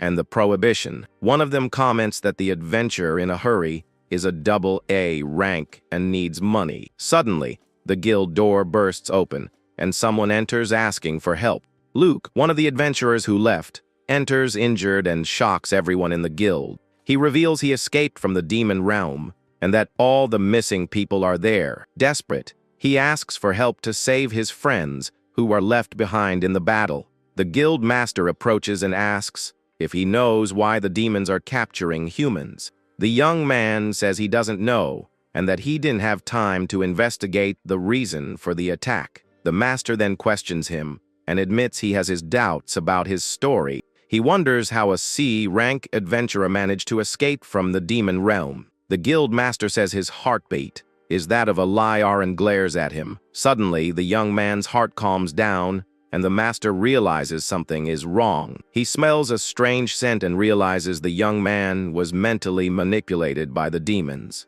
With a wicked smile, the young man praises the master's perception and prepares to attack. With a swift move, the guild master defeats the adventurer with a single blow. He then orders to warn the other guilds not to enter the demon realm. The master announces that the portal will be closed, but a guard interrupts him with news. The man asks the reason for the confusion, and the guard seems very frightened by something. He reveals that guilds from other regions are preparing for an invasion. At the fortress of the Northern Alliance, they prepare to invade and fight against the demons. In the Bismarck Empire, they also prepare and say they won't be left behind. Over in the Holy Kingdom of Felix, a paladin shouts that the celestial god is with them in battle. Days earlier, the commander reports that the manipulated humans are ready for the plan, but he warns her to send them to the city of Soderlast because there's a really annoying human there. In the game, there are tough enemies, and one of them is the guild master of Soder, Adelberg. Back in the present, an army of humans invades the portal, and one of the soldiers is shocked. She thinks that the more she sees her lord, the more incredible he seems, and turns to her soldier. The vice captain then orders everyone to capture as many humans as possible with the magic net cannons. The commander gives Argol the order to begin, and the creature agrees with a dark glow. From the shadows emerges Argol, the gargoyle who now guards the portal with a very menacing look. The invaders scream in fear upon seeing the stone creature and can't believe their eyes. The creature says that by its master's will, it will eliminate all the intruders present. Seeing the enemy's formation break, the commander says that now is the time to attack. The vice captain then points and shouts for everyone to load their weapons for the attack. With a battle cry, he orders them to fire, and several magic nets are launched into the air. The adventurers are caught by surprise, and one of them yells to tear the magic net. One of the invaders curses the demons and angrily tries to cut the web with his sword. With a quick and strong movement, he manages to cut the magic web and free himself from the trap. Another soldier is impressed to see him break free and shouts the name of his lord, Rosenbach. He then shouts for his men to follow him, as he will clear a path for their escape. The subordinate realizes that Argol alone won't be enough to hold back all the invaders. He then tells the captain to leave it to him and prepares to enter the battle as well. A purple aura surrounds him, and he says he won't be defeated again without even transforming. With a swift move, he launches a powerful attack that opens a crater in the ground. Lord Rosenbach is startled by the power of the attack and is in shock at the scene. In the blink of an eye, the Azura warrior advances and defeats one of the human soldiers. With a smirk, he calls the humans pests and complains about them ruining the flow. He then faces the other adventurers with a look of superiority and great anger. The survivors panic and start running for their lives. He orders his soldiers to play with the fugitives for a bit and then capture them. Back at the castle, the tutor praises their work and the result of the successful operation. He thanks Captain Epsilon and Vice Captain Zeta for their good work on the mission. The master then says he expects great things from them in the future, and the two thank him. With the mission successfully completed, the tutor then opens his office door. He finds Seer and Kane and asks if the girl waited long for his return to the castle. He then orders Kane to leak information to the Demon Kingdom's merchants soon. The butler is shocked by the order and asks why they should send the humans back now. The tutor says they need get as much as they can from them, but the butler disagrees with the plan. He explains that there are several human nations they must be careful with. Next, he talks about the Bismarck Empire, the only one to declare itself a true empire. And lastly, he mentions the Northern Alliance, formed by 7 northern castles. The man agrees that they're a nuisance, but says that avoiding negotiations is the wrong choice.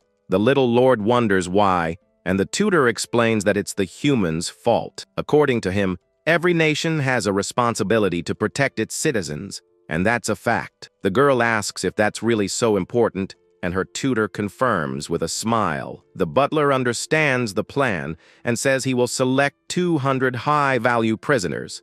The girl asks what he's going to do, and the man replies that it's a new human product. In the Bismarck Empire, Emperor Cloud is furious upon receiving the letter from the demons. His advisors speculate that something has changed in the demon kingdom and become worried. The emperor then asks about the ransom amount demanded by the kidnappers. One of the nobles says they are underestimating them and should be punished for their audacity. The emperor then asks for an explanation, and the marquis says it's the adventurers' guild's fault. A noble gets angry and questions if the reason matters when the opponent is a demon. The marquis then replies that this is exactly the problem, as they don't know their strength. He then reveals that many of the captured adventurers were A-class or higher. Angrily, the noble shouts that he cannot accept the empire bowing to the demon kingdom. The marquis warns about the rumors, and the emperor gives in and accepts the exchange with the demons. With his eyes gleaming, the noble swears he will pay for this humiliation one day. At the castle, Kane reports that the negotiations have been accepted, and the tutor feels relieved. He then orders the prisoners to be taken to the portal the next day for the exchange. With a dark look, he warns that if they don't accept by the end of the week, the rest will be eliminated. Elsewhere, some artisans wonder why the demon kings summoned them there. Suddenly, someone announces their arrival, and we see the trio's feet approaching the location. The artisans are shocked to see Seer and Citri together with the little lord's master. Citri welcomes them and says they must be curious about the reason for the meeting. With a gesture, one of the guards begins to open a large bag that was on the floor. She then reveals several human weapons and tells everyone to look at the platform. The blacksmiths are impressed with the quality and say that it is a masterpiece. One of them then realizes they are all swords stolen from the human adventurers. Citri says that it ruined her eyes, and that she gathered them to analyze and replicate the weapons. One of the blacksmiths is shocked and asks if they should copy humans for being inferior. The tutor then tells them to stop wasting time and resources on bad weapons. The artisan is offended by his words and questions him for speaking so recklessly. With a smirk, the man says he's going to ask a question and holds up a sword. He then shows them the human's sword and prepares for the durability test.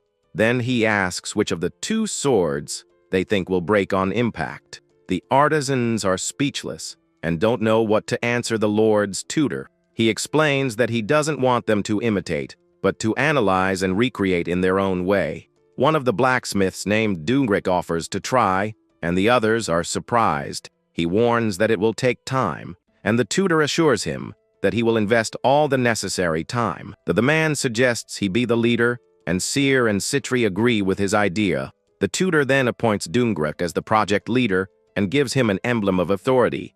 One of the blacksmiths protests, but the tutor tells him to shut up with a serious look. He says that a leader is one who takes the first step and assumes responsibility. Scared, the artisans deny it and say that wasn't their intention when they protested. The man warns that disobeying Dungrik is the same as disobeying the 2 sovereigns. With a dark look, he warns that if that happens, they will be eliminated on the spot. The blacksmiths are terrified by the threat, and cold sweat drips down their faces.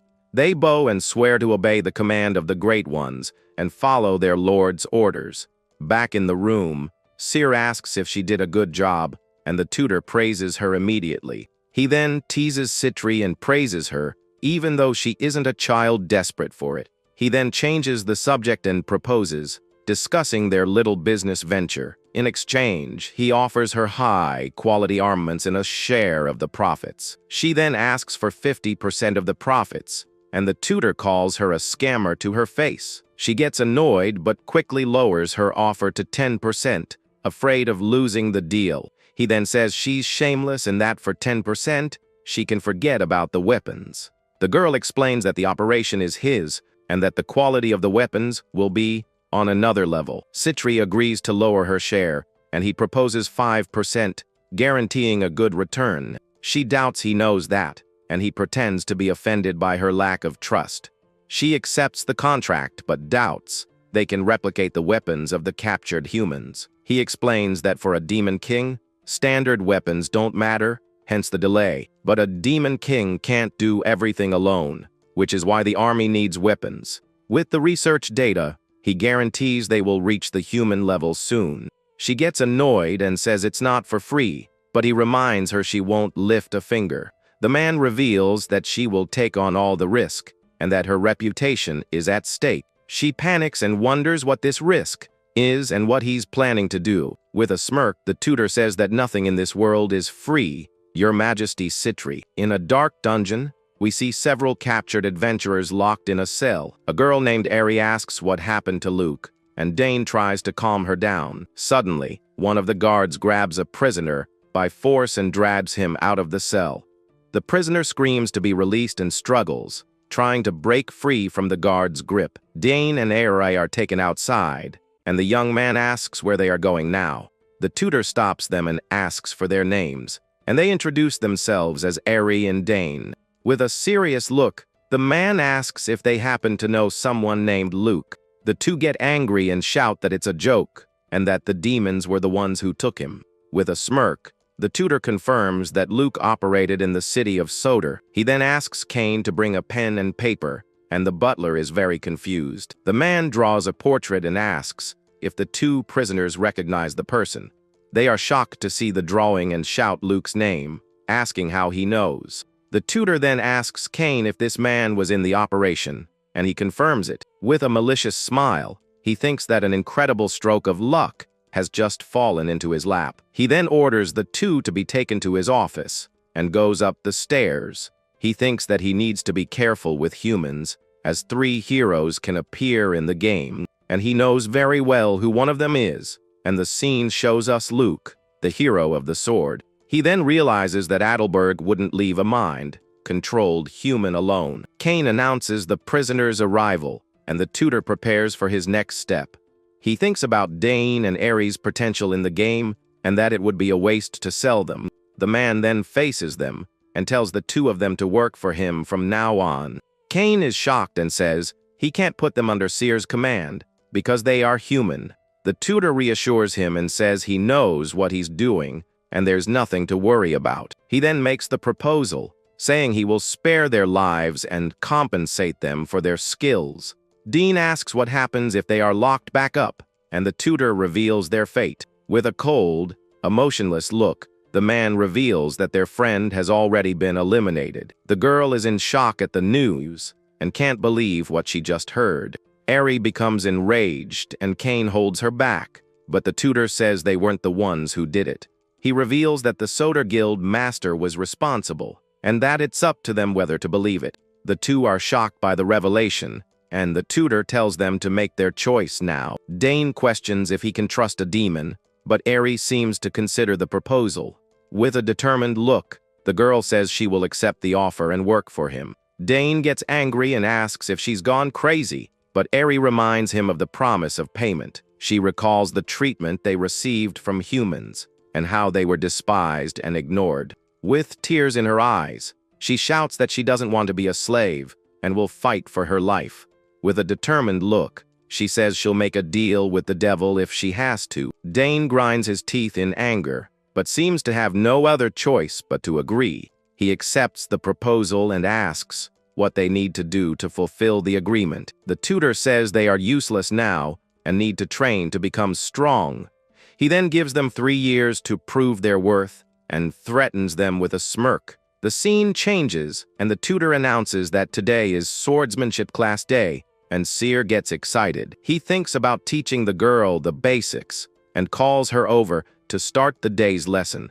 The man says she needs to hold the sword with both hands, but she looks worried. He thinks that the teddy bear is in heirloom and that perhaps the lesson is too difficult for her. He realizes that she trusts him, and is willing to put the bear aside for a while. The girl says she'll be right back and asks her teddy bear to wait just a little while in the corner. The tutor then starts the class, showing the basic stance and how to hold the sword. He demonstrates the movement, and the girl imitates him and asks if she's doing it right. The man is impressed with her skill and realizes she was born to be a lord. He says that today they will focus on swinging the sword and that she needs to watch closely.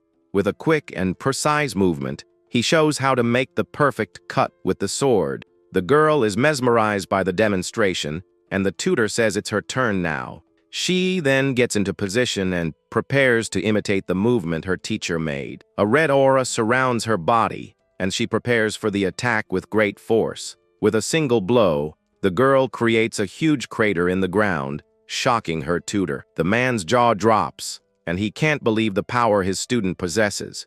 He is surprised by the sword's power and sees that it increases all stats by 500%. The girl asks if she did it right, and the tutor praises her, stuttering from the shock. He then suggests ending the class for today and says they will use wooden swords next time. The girl then changes the subject and seems to have something important to tell him. She reveals that she saw humans entering the castle and that a woman was among them. He explains that they are not his disciples, but are studying on their own. The girl accuses him of lying and remembers that he also teaches Citri how to fight with a sword. With her eyes sparkling, she asks if he will always be her teacher and only hers. He smiles and assures her that she is his only disciple and that he will always be by her side. The little lord is happy with his answer, and suddenly Cain arrives to speak with him. The butler whispers that Seer's birthday is coming up, and the tutor is surprised. Back in the room, the man sighs and says he has a concern, and Citri appears. She gets annoyed and asks if he had to say that now, and the tutor looks at her, confused. He ignores her comment, and Citri stands up and offers to help with the problem. She asks if it's about Seer and if they had a fight, but he denies the accusation immediately. Citri sees a chance to hire him, and the man reveals that her birthday is coming up. She laughs and tells him to stop with the useless thoughts, because she won't leave the 72nd floor. Citri then lists the things Seer likes, and the tutor thinks it's all too simple. He explains that to reach the end of the game, favorability is as important as growth. He remembers the crown the girl picked up and thinks that shiny things are the best. Citri suggests he make the crown fit her, and the man agrees it's a good idea. He then ignores the girl and thinks about how to get the crown without anyone noticing. The scene changes, and the tutor prepares to put his birthday plan into action. He and Cecily walk down the hallway, and the maid asks if Seer really went for a snack. She confirms that the girl is eating pudding and that she volunteered for the operation. The man then opens the door to Seer's room and prepares to take the crown. Suddenly, the girl appears and shouts his name, and the tutor is startled by the surprise. He asks how she knew, and the girl explains that she can feel her teacher's mana. The maid is startled and thinks that he was almost discovered because of her failure. Seer asks the reason for his visit, and the tutor makes up an excuse to go for a walk. He asks the maid to keep watch, and she agrees with a confident smile on her face. Outside, Seer is enchanted by the full moon and says that it's very beautiful. The tutor watches her and thinks it was a good idea to fix the crown for her gift. He then asks the girl to take care of herself and not get sick like the last time they saw each other. The girl says she likes him and his classes, and that nothing is difficult for her now. She asks him to teach her more, and the tutor agrees but reminds her of the importance of rest. With a pure smile, she agrees, and he hopes she never loses that heart. He watches her with affection, and a feeling of protectiveness grows inside his heart. Suddenly, a quest completion notification appears, and the tutor invites her to go back. The tutor goes to the workshop and finds Dungrik, who bows and greets him. He shows him the crown and asks him to reduce its size without changing the original design. The blacksmith accepts the job, and the tutor asks for it to be done in a week as a secret. The man then asks about the research, and the artisan reveals that he already has a prototype. The tutor encourages him and says he will eagerly await the result of his work. With the gift ready, he thinks that now all that's left is to prepare the birthday party. Suddenly, he hears a cry and sees Seer on the floor with two maids beside her. One of them offers pudding, but the girl shouts no and refuses the dessert immediately. The tutor and the maid are shocked to see the scene and don't understand what happened. The other maid is also stunned and can't believe she refused the pudding. With tears in her eyes, the girl calls for her teacher in a crying voice. Suddenly, the tutor appears, and the girl runs to hug him very tightly. He comforts her and asks why she is crying and what happened to her. The maids explain that she was looking for him and thought he had left forever. The man apologizes for leaving without saying goodbye and invites her to come inside and talk for a bit. He calms her down and asks what worried her so much that it made her cry like that. With her eyes full of tears, she reveals she was afraid her teacher would leave. He reassures her and promises to take care of her until she grows up and becomes a queen. The girl then asks fearfully if he will leave her when she ascends to the throne.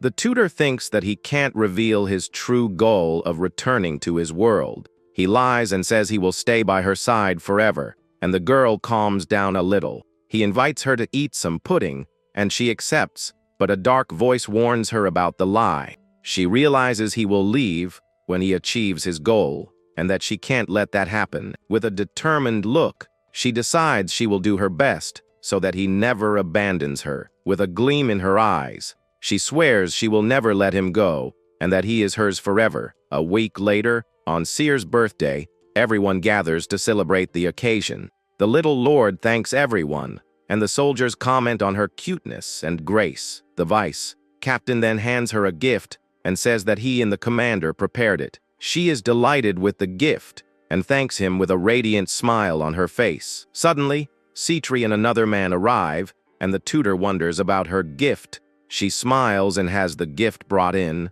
and an intense light illuminates the entire hall. A golden statue of Seer appears, and the tutor is speechless at the extravagance. Citri explains that a demon king needs to show her dignity, and the gift is for that purpose. The man compliments her, and she gets annoyed and asks if that was really a compliment. The girl thanks Citri and says she loved the gift, and the lord is satisfied. Seer then turns to her tutor and says she now wants to see his gift. He calls for Doomgrick, who brings the gift, and the tutor says she will like it very much. Kane is shocked to see the girl hand him her bear and can't believe the scene. The girl asks if she can open it, and the tutor agrees with a gentle smile on his face. With her eyes shining with joy, she opens the box and is enchanted by what she sees. The crown, now adjusted to her size, shines with a royal and majestic splendor. The tutor congratulates her, and she thanks him with a radiant smile and a heart full of joy. In a shop, a man is shocked by the quality of the goods and asks where they came from. The shop owner is surprised by the quality of the sword and didn't expect so much. Another merchant offers double the price, but the exclusivity contract prevents it. The man is shocked to learn about the monopoly, and the shop owner warns him to be prepared. Elsewhere, a man asks how things are going, and his subordinate says there are no problems. He questions whether that is right, but his master assures him they will love the idea. Back at the castle, the tutor receives a letter from Bennett and is interested in the auction idea. Kane says he's using his head, but the tutor thinks it's boring to go just as a spectator. With a smirk, he decides to take his two new subordinates to the event. Days later, at Bennett's shop, Seer is impressed by the size of the place and its beauty. The girl is enchanted by the shiny things, and the two humans wonder about her. Bennett welcomes them, and the tutor asks to see the magic tools he has in the shop. As they go up the stairs, the shop owner approaches and calls the tutor over to talk. He asks about the humans, but the man says it's none of his business and ignores him. The tutor enters a room and prepares to show the tools to his new apprentices. The room is filled with high-quality magical weapons and armor that glow intensely. The two are shocked by the level of the items and can't believe what their eyes are seeing. The man says they can choose one item, and the two get excited about the unexpected offer. Eri then shows a ring and asks if she can have it as a gift from her new master. The tutor explains that it's an artifact for storing mana and that it's safe for humans. Seer gets jealous and wonders if she did something wrong for her teacher to ignore her. The man then invites her to choose an item too, and she accepts with a smile. She chooses a shiny necklace and says she wants it because it's the most beautiful of all. The tutor sees that it has a protection spell and thinks it's a great choice for her. He then orders the payment to be made by the 72nd floor and for them to choose one more item. He then asks how much time they have left, and the shop owner assures them they will arrive on time. The man then calls them to go, and the two humans are surprised by his attitude. At the auction, the auctioneer announces the next item and prepares for the opening bid. He then announces the humans as prisoners and the opening bid of 5 gold coins. Eri is shocked, and Dane realizes that this is a warning for them not to rebel against him. The tutor thinks that Bennett used his head by using an auction to solve the problem. Seer asks why they are selling the humans, and the tutor looks at her attentively. He explains that he needs subordinates and that he trusts humans for this task. With an innocent smile, the girl says she trusts him and will believe his words. The man then turns to Dane and Eri and asks if they regret their choice. The two remain silent and just watch the auction with a mix of fear and relief. The auctioneer bangs the gavel and sells the prisoner, and Dane thinks that could have been him. He then says it was the best decision of his life, and Eri silently agrees with him. 5 years pass, and we see a hand extended amidst an intense and magical glow. Seer's hair floats as she trains her mana control with great dedication. The tutor praises her and says she has improved a lot at storing mana in recent years. Now older, the girl greets him with a smile, and he watches her with pride in his eyes. He suggests changing the classroom for today, and she gets excited about the idea of going somewhere else. He says it's an important lesson, and the girl agrees, even with a bit of laziness. The tutor then asks if she knows what day it is, and she says no. Curiously, he reveals that it's the end of the exclusivity contract, and the girl is surprised by the news. She says they have enough distribution channels and don't need them anymore. The man explains that giving them hope of negotiation will secure better terms for them. He praises her for her good judgment and says he will give advantages to existing partners. She then changes the subject and comments on the uproar in the human kingdom currently. The Northern War between the Alliance and the Empire allows players to get stronger. The tutor remembers his initial plan and asks if the girl remembers what he said. She then recalls that his goal was to destroy Dantalion's credit in the market. With a smirk, he says that now is the time to act with full force.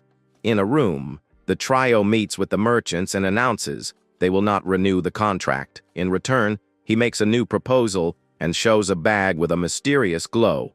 He then shows the contents to the merchants, who are shocked by what they see. He explains that in exchange for the rumors, they will provide more prisoners and captives. The merchant doubts the information, and the tutor glares at him with a threatening look.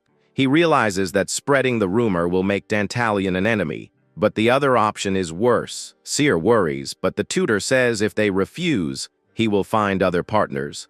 The merchant knows that business with him is vital and that he cannot refuse the offer. He and his partners accept the proposal, and Citri questions the truthfulness of the information. She says that Dantalion is not careless, and the tutor gets annoyed with her distrust. Citri defends herself and says she won't go to the 72nd floor because of that girl. With a dark look, the girl glares at her, and Citri gives in and asks what she should do. The tutor tells her to continue as usual, and that the rest will resolve itself. In the castle on the 69th floor, one of the lords receives shocking news. He reads about suspicions of fabricated sales in Dantalion's arms business. Angrily, he shouts and wonders who in the world dug up this secret information. The arms business was one of his main ventures, and now it has been hit. With unsold weapons, he forged the books to make it seem like everything had been sold. He believed that maintaining his network of contacts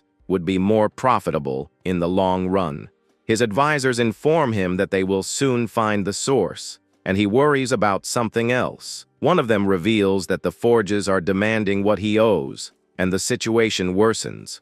Dantalion despairs and wonders where he will get the money to pay the debts.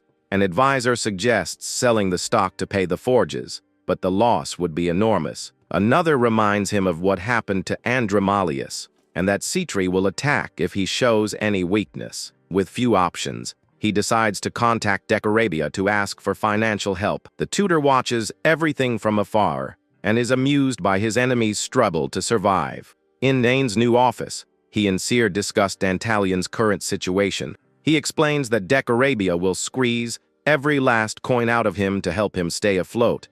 The girl asks how he knew about the stockpiles, and he reveals it was thanks to Dane. He praises the humans, and Seer gets annoyed with the attention he's giving them now. She denies being jealous and says it's because he's paying too much attention to them lately. The tutor calms her down and says she will always be his student and the only one who matters to him.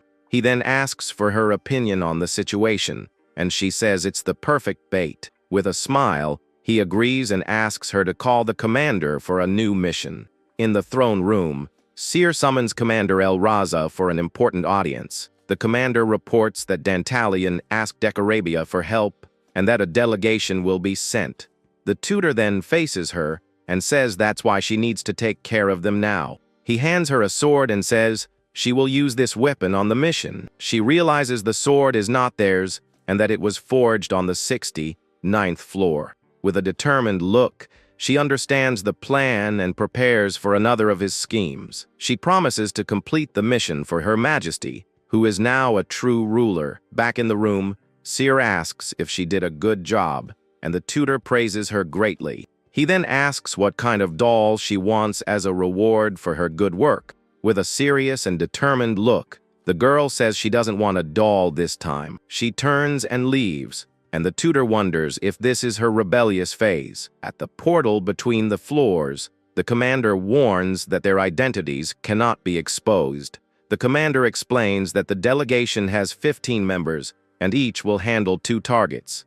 But a soldier says the mission will be complicated if they have to face the knights. The leader then says she will deal with them and guarantees the attack won't be traced. Then she orders everyone to get ready, and they quickly spread out across the area. One of them moves with impressive speed, leaving a trail of dust on the ground. A short time later, a purple portal opens in the forest, attracting the group's attention.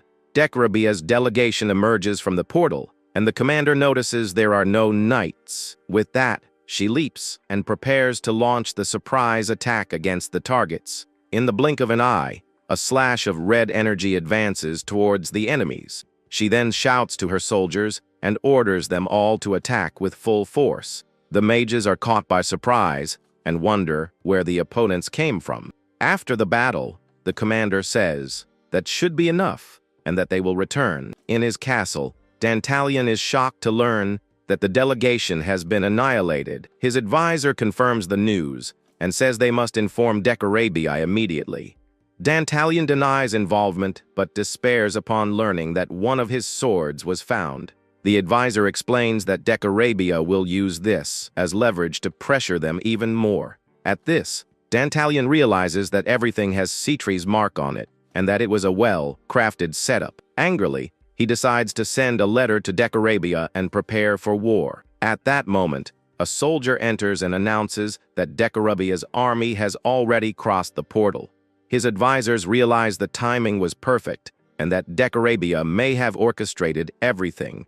Dantalion understands that he wants to eliminate them and orders all his forces to mobilize. Back at the castle, a general reports that the 68th floor has invaded the 69th. The tutor asks Seer for permission to handle this, and she agrees with a smile on her face. The girl asks what he means by the fisherman's gain, and he explains it simply. He then orders the commander to prepare for battle when the 2 floors clash. The plan is not a direct confrontation, but a tactic to get Decorabia's attention. The commander accepts the mission, and Seer encourages him, saying she's counting on his help. The tutor then asks another commander to evacuate the merchants to the 70th floor. He explains that the merchants seek out the 69th floor for its safety and good treatment. But now that Dantalion has deceived them and the war has begun, the place is no longer safe. With a smile, he says it's the perfect chance to destroy the trust in Dantalion. Seer asks about Citri's approval, but the tutor assures her that he won't mind. She then understands that if everything goes well, Dantalion will fall on his own without much effort. The two commanders bow and leave the throne room to begin preparations. The tutor notices that Seer is thoughtful, and she says she suddenly had a great idea. She suggests they take down the 69th floor themselves, but he thinks it's risky. The girl insists she can do it, and that she has trained a lot and learned magic from him. He denies the request and says it's not yet her time to go to the battlefield. She gets annoyed and asks how much longer she'll have to wait to finally fight. The man thinks she's right, and that no demon lord could beat her now, but he's worried about her safety because she's still a child and could get hurt. He asks her to be patient and promises she will lead when the 70th floor is conquered. In return, he offers her a wish, and the girl gets excited about the unexpected proposal. With a smile, she asks to go somewhere with him and says that any place will do. He realizes they've never gone out just for fun and agrees to her request. That night, the girl is in her bed and can't sleep from so much excitement. She hugs her teddy bear and thinks about how precious her teacher is to her. Then she realizes that for the war to end quickly, she needs to act on her own. With a determined look, she decides she will try harder, even if it means being disobedient. Seer then goes to the commander and asks to be taken into battle with them. The girl says that, as a ruler, she has the right to lead her troops in combat. The commander thinks about how Her Majesty has improved and learned ancient magic from the master. She recognizes her value in battle but still denies the young queen's request. Seer gets angry and asks whom she truly serves if not her own queen. With a serious look, she says her orders come first and faces the commander. Rin gives in and says her command takes precedence, and Seer invites her to join her. The commander asks her not to overdo it, and the girl says she got the message. With a worried look, she reminds the girl of her promise to take care of herself in battle. Seer smiles and tells her teacher to wait, as she will resolve everything and come back to him. On the battlefield, Dantalion's troops prepare and receive orders to stop the enemy. With that, the archers on top of the castle fire a shower of arrows at their opponents. The enemy soldiers are hit and fall one by one, trying to advance in the open field. Then, a purple magic weapon begins to charge with powerful and unstable energy. Soon after, several of these weapons fire concentrated energy beams at the enemies below. A gigantic explosion sweeps across the battlefield, throwing soldiers in all directions. The force of the attack was so great that one of the enemy's protections broke in half. One of the surviving soldiers is terrified and can't believe what happened. Another warrior watches in shock at the destroyed barrier and his eliminated comrades. Two soldiers with a shield say they can't advance because the attack is too intense. At that moment, they receive the order to retreat as another energy beam approaches. But a warrior in golden armor appears and moves with incredible speed. With a focused look, he prepares to intercept the two beams coming his way. He then uses his sword to deflect the magic attack with impressive ease. He turns to the soldiers and tells them not to be afraid, because the first star is here. The warrior introduces himself as Balthazar of Decarabia's pentagram, ready for the fight. Dantalion's advisor despairs upon seeing the reinforcement and says their chances are low. A mysterious voice calls the soldiers useless and says they are just mercenaries. Suddenly, a green magic circle appears and a dark energy begins to form. A hellfire spell is cast, and a wave of green fire advances rapidly. Balthazar turns and is surprised by the power of the magic approaching him. He is completely engulfed by the flames, and the soldiers scream his name in despair. The advisor is impressed and is told by his master to prepare the next attack. Taking advantage of the opening, the enemy soldiers begin to break down the castle gates. An enemy commander orders everyone to advance with everything now that their leader has fallen. The advisor smiles because the battle has turned in his favor now that the strong enemy is defeated. However, Balthazar's sword flies through the air at high speed towards the commander. The commander is caught by surprise and pierced through the chest by the swift, golden sword. He falls to the ground lifeless, and the advancing soldiers are shocked by the scene. Soon after, Balthazar appears and says the fire attack was hot but nothing special. He is standing without a scratch and says his opponent's magic was no big deal. With his sword in hand, he calls Dantalion ridiculous for trying to face them. He then asks if the Lord thought he could match Decarabia with this much strength. The advisor gets angry and says the warrior only survived because of his armor. Balthazar replies that the armor is a gift and that it's their weakness that's to blame.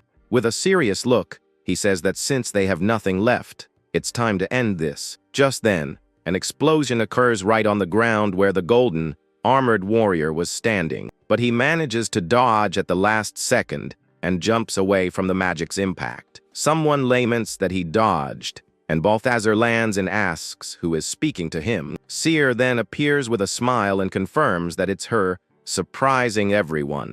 The advisor wonders why she is there and is suspicious of her intentions to help. The girl approaches Balthazar, and he says he is honored that she knows his name. She says he's in the way and she'll take care of him, but the warrior calls her cheeky. He then prepares to attack, as this will please his lord, and he will conquer the floor. But the girl's eyes begin to glow with an intense, dark red energy. She then makes a gesture with her hands and says just one word to activate her spell. A giant flaming skull forms over Balthazar, and he is left speechless by its power. He can't believe she cast a spell of that level without any incantation. His armor begins to burn before the attack hits, and he feels the destructive power. Even so, he thinks it's ridiculous to lose to magic and charges forward with his sword. However, before he could complete his attack, Seer knocks him down with one blow. Balthazar falls to the ground unconscious, and the girl is disappointed by how easy the fight was.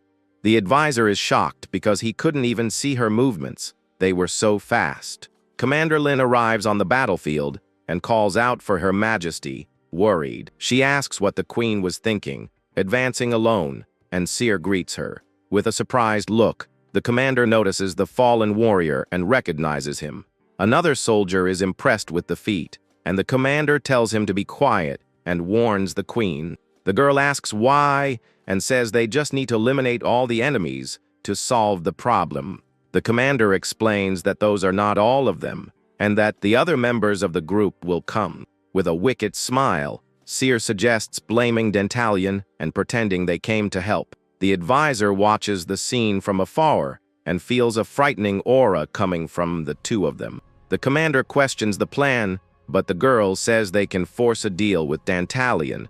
She then remembers that her master taught her not to hesitate, and the commander praises her learning. With a smile, the queen asks the commander to take care of the soldiers, and she agrees to the order. Under the queen's orders, all forces prepare to annihilate the remaining enemies. Dantalion and his men see the reinforcement, and he already thinks about the reward, but the advisor doesn't. Meanwhile, Seer begins to accumulate a large amount of magical energy in her body. She then raises her hand and creates a dark, purple sphere of energy with immense power. She then launches the sphere towards the castle, while those on top watch. The attack hits the castle with full force, and a shower of purple lightning destroys everything. The advisor screams in despair and wonders why she is attacking them too. She says she protected the castle, so she has the right to do whatever she wants with it. He understands her intention and prepares to counter-attack with his own magic, but his spell fails, and he wonders why his magic isn't working. He then realizes she has mastered Dispel Magic, and she gives him a choice. She says he can join her or be destroyed with the castle, and he reflects on it. He thinks he could share the same fate, and that it's better to ally with her now. He gives in and asks her to stop, but the girl scolds him for the way he speaks. She smiles, satisfied, and suggests they draft the peace treaty immediately.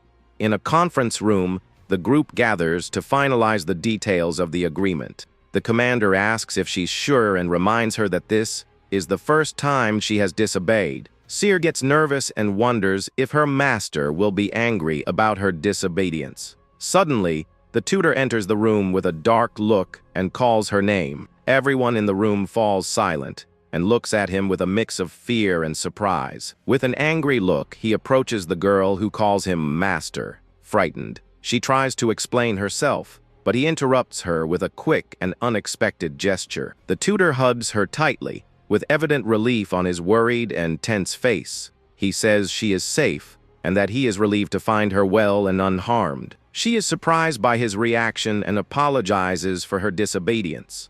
Elsewhere, a man informs the tutor that the queen went to the battlefield. The master is shocked and can't believe she disobeyed him, and he goes after her. He wonders what he did wrong, but realizes that her safety is what's important. He fears she may have been injured and hurries to get to the battlefield. The tutor arrives and calls her, and the girl turns, surprised to see him there in the room. She is speechless and tries to explain herself, stuttering before his serious gaze. But he hugs her and says she is safe, leaving the girl confused and relieved. She calls him teacher and feels guilty for having worried him so much with her actions. The man then asks everyone to leave, and Dantalion's advisor complains to him. With a menacing look and red eyes, the tutor orders everyone to leave the room immediately. The advisor feels a terrifying mana and wonders where so much power is coming from. The tutor asks what happened, and she says she just wanted to be useful and help in the battle. She is proud of having conquered the floor and defeated Balthazar without making any mistakes. The man praises her, but reminds her of the responsibility that comes with the loss of a demon king. He says he didn't want to reveal her power, yet to maintain the element of surprise.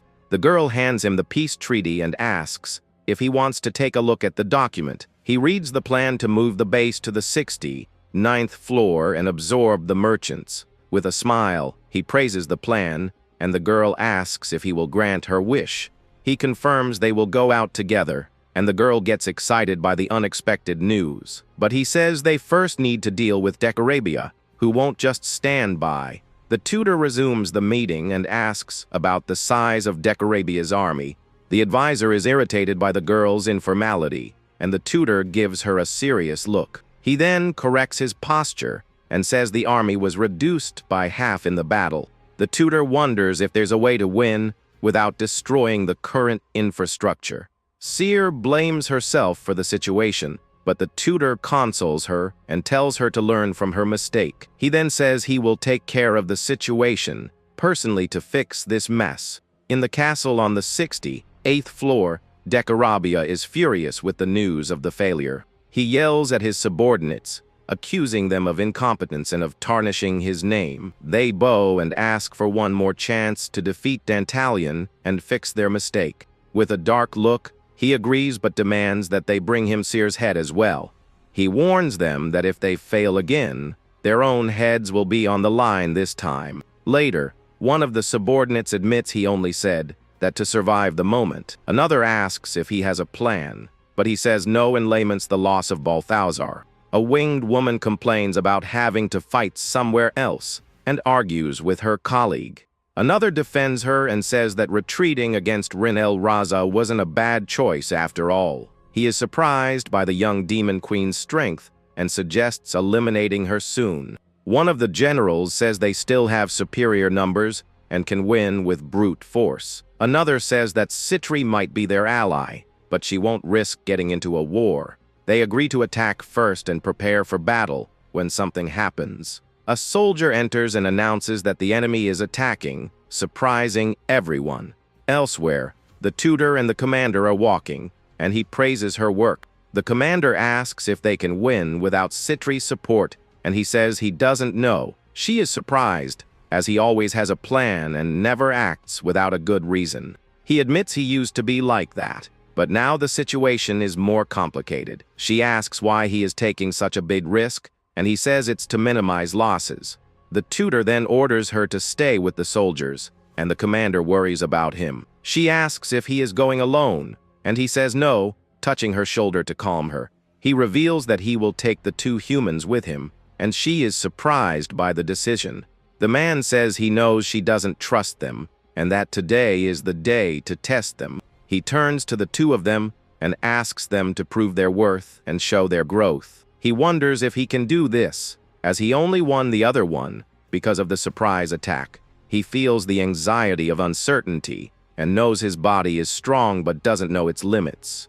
This same anxiety made him retreat before, and he knows he won't get a second chance. One of the humans warns that there are enemies ahead, and the tutor sees the large reception. He observes the valley and sees that the enemies are scattered throughout the rocky area. With a determined look, he orders the two to help him, and they advance into battle. The enemy scouts report the arrival of a group beyond the valley and prepare to fight. But they realize there is only one person and wonder if they are seeing things correctly. The two generals agree it's a trap and decide to send scouts to investigate. One of the generals thinks they ran away, but the other says an ambush is more likely. She denies it and says she doesn't feel any mana, and that they must have fled in fear. One of the generals believes they might have avoided using magic because of Rubia's presence. Angrily, she decides to go alone and advances at high speed into the deserted valley. Her companions worry but trust her defensive magic to protect her. Rubia flies towards the tutor and complains about the wingless pests sending scouts. She gets closer and says they should have faced her group head on from the start. With a confident look, she prepares to show her opponent the terror of the harpies. The tutor then whispers a word, and a surprise attack erupts from the ground below her. A stone spike pierces her from below, and she screams in pain from the unexpected blow. She can't believe she's going out like that, and loses consciousness in mid-air. Her companions see her body falling and scream her name in despair and anger. They approach, furious, and ask who the man is that defeated her so easily. With a dark aura, the tutor says they talk too much on a battlefield. The eyes of a giant creature glow with an intense and menacing red in the darkness. Suddenly, a gigantic leviathan emerges behind the man and faces the two generals. The tutor smiles and orders the creature to clean up the mess for him with a simple gesture. He reflects that many factors decide a war, but there is something that changes everything. One of the creature's red eyes glows brightly and glares at the enemies with fury. The tutor knows that overwhelming force can turn the tide at any moment in battle. He then repeats the order, and the Leviathan prepares to attack with all its might. With its mouth open, the creature lunges forward and prepares to devour all the enemies. The soldiers and their horses are swallowed by the creature and scream in despair. They plead for their lives, but are dragged into the darkness with no chance of escape. The Leviathan then crushes everything in its path and lets out a roar of power and destruction. One of the surviving generals is shocked and has never seen power on that level. He approaches the tutor on his horse and faces him with a mix of fear and anger. With a smirk, the man asks what he thinks he is. With an air of mystery, from a distance, Aerie and Dane watch the scene, and she asks if they need to intervene now. Dane says no, but that they need to prove their worth, and that this is their choice. He then jumps from a cliff and prepares to enter the battle and help his master. Aerie casts a speed spell, and a green aura surrounds Dane to increase his power. He lands with force and advances towards the enemy mages with his dagger in hand. The mages are annoyed by the human's audacity and prepare to counter-attack. They launch a wave of blue lightning in his direction, and Dane braces for impact. Aerie then casts another spell, and a golden shield appears to protect her companion. The shield successfully blocks the attack, and Dane continues his advance unscathed. The enemy general sees the reinforcement and orders all his units to advance and attack. Dane kneels and prepares for a powerful attack, his dagger glowing with energy. He then charges forward with impressive speed and a determined look on his face. He defeats Lord Dahak with a single blow, and the soldiers shout his name in shock. The other general is furious with the human's audacity and prepares for combat. He transforms into a giant dragon and vows to destroy the human with his own hands. The tutor approaches with his sword and tells him to stay focused on the battlefield. With a swift and precise strike, he cuts the dragon in half and defeats it easily. He then turns to Aerie and tells her not to lose focus, as Decorabia will be coming soon. The girl is surprised and happy that her spell worked so well in the battle. Suddenly, Seer appears and asks Eri where her teacher is, curiously. Eri points to the Leviathan, and Seer realizes that this is her master's work. She is impressed with his power, and Eri says that one day she will be strong too. Eri asks if the master knows she is there, and Seer says she came in secret. The queen then asks if she has strange feelings for her teacher, and Eri apologizes. Eri is confused and asks if that wasn't why she was saying those things. Suddenly, the tutor appears and finds them, leaving everyone surprised by his arrival. Dane gets up and thanks Eri for her help, and she is glad to see him safe and sound. The master asks what Seer is doing there, and she says she came to welcome him back from the battle. He smiles and thinks that now that he has cleared the area, it's a good chance for her to gain experience. He says the castle is empty and asks her, and the commander to take care of the rest. The tutor then turns to Eri and Dane and praises their good work after 5 years. He promises to give them their own missions and tells them to rest calmly until then. With the floor conquered, he says that all that's left is to find what he's been looking for. In the castle, Dekarabia kneels, defeated and with no strength left to continue fighting. Seer and the commander face him, and she comments on how he's not so strong anymore. The commander is impressed with the master's ancient magic and wonders how he learned it. Dekarabia curses Seer and says she created a monster, and the commander warns her. Angrily, the girl grabs Dekarabia's neck and squeezes it with force and hatred. He despairs and asks what she's going to do with him, and the commander intervenes. She looks at her queen with a serious gaze and reminds her that she must keep him alive. Seer smiles and says she knows that and won't get rid of him, but will have some fun with him. The commander warns that he'll perish at this rate, and he begs to be put out of his misery. The girl is surprised by his weakness and didn't expect him to give in so easily. She then asks the commander to take care of him, because the master would hate to see her do this.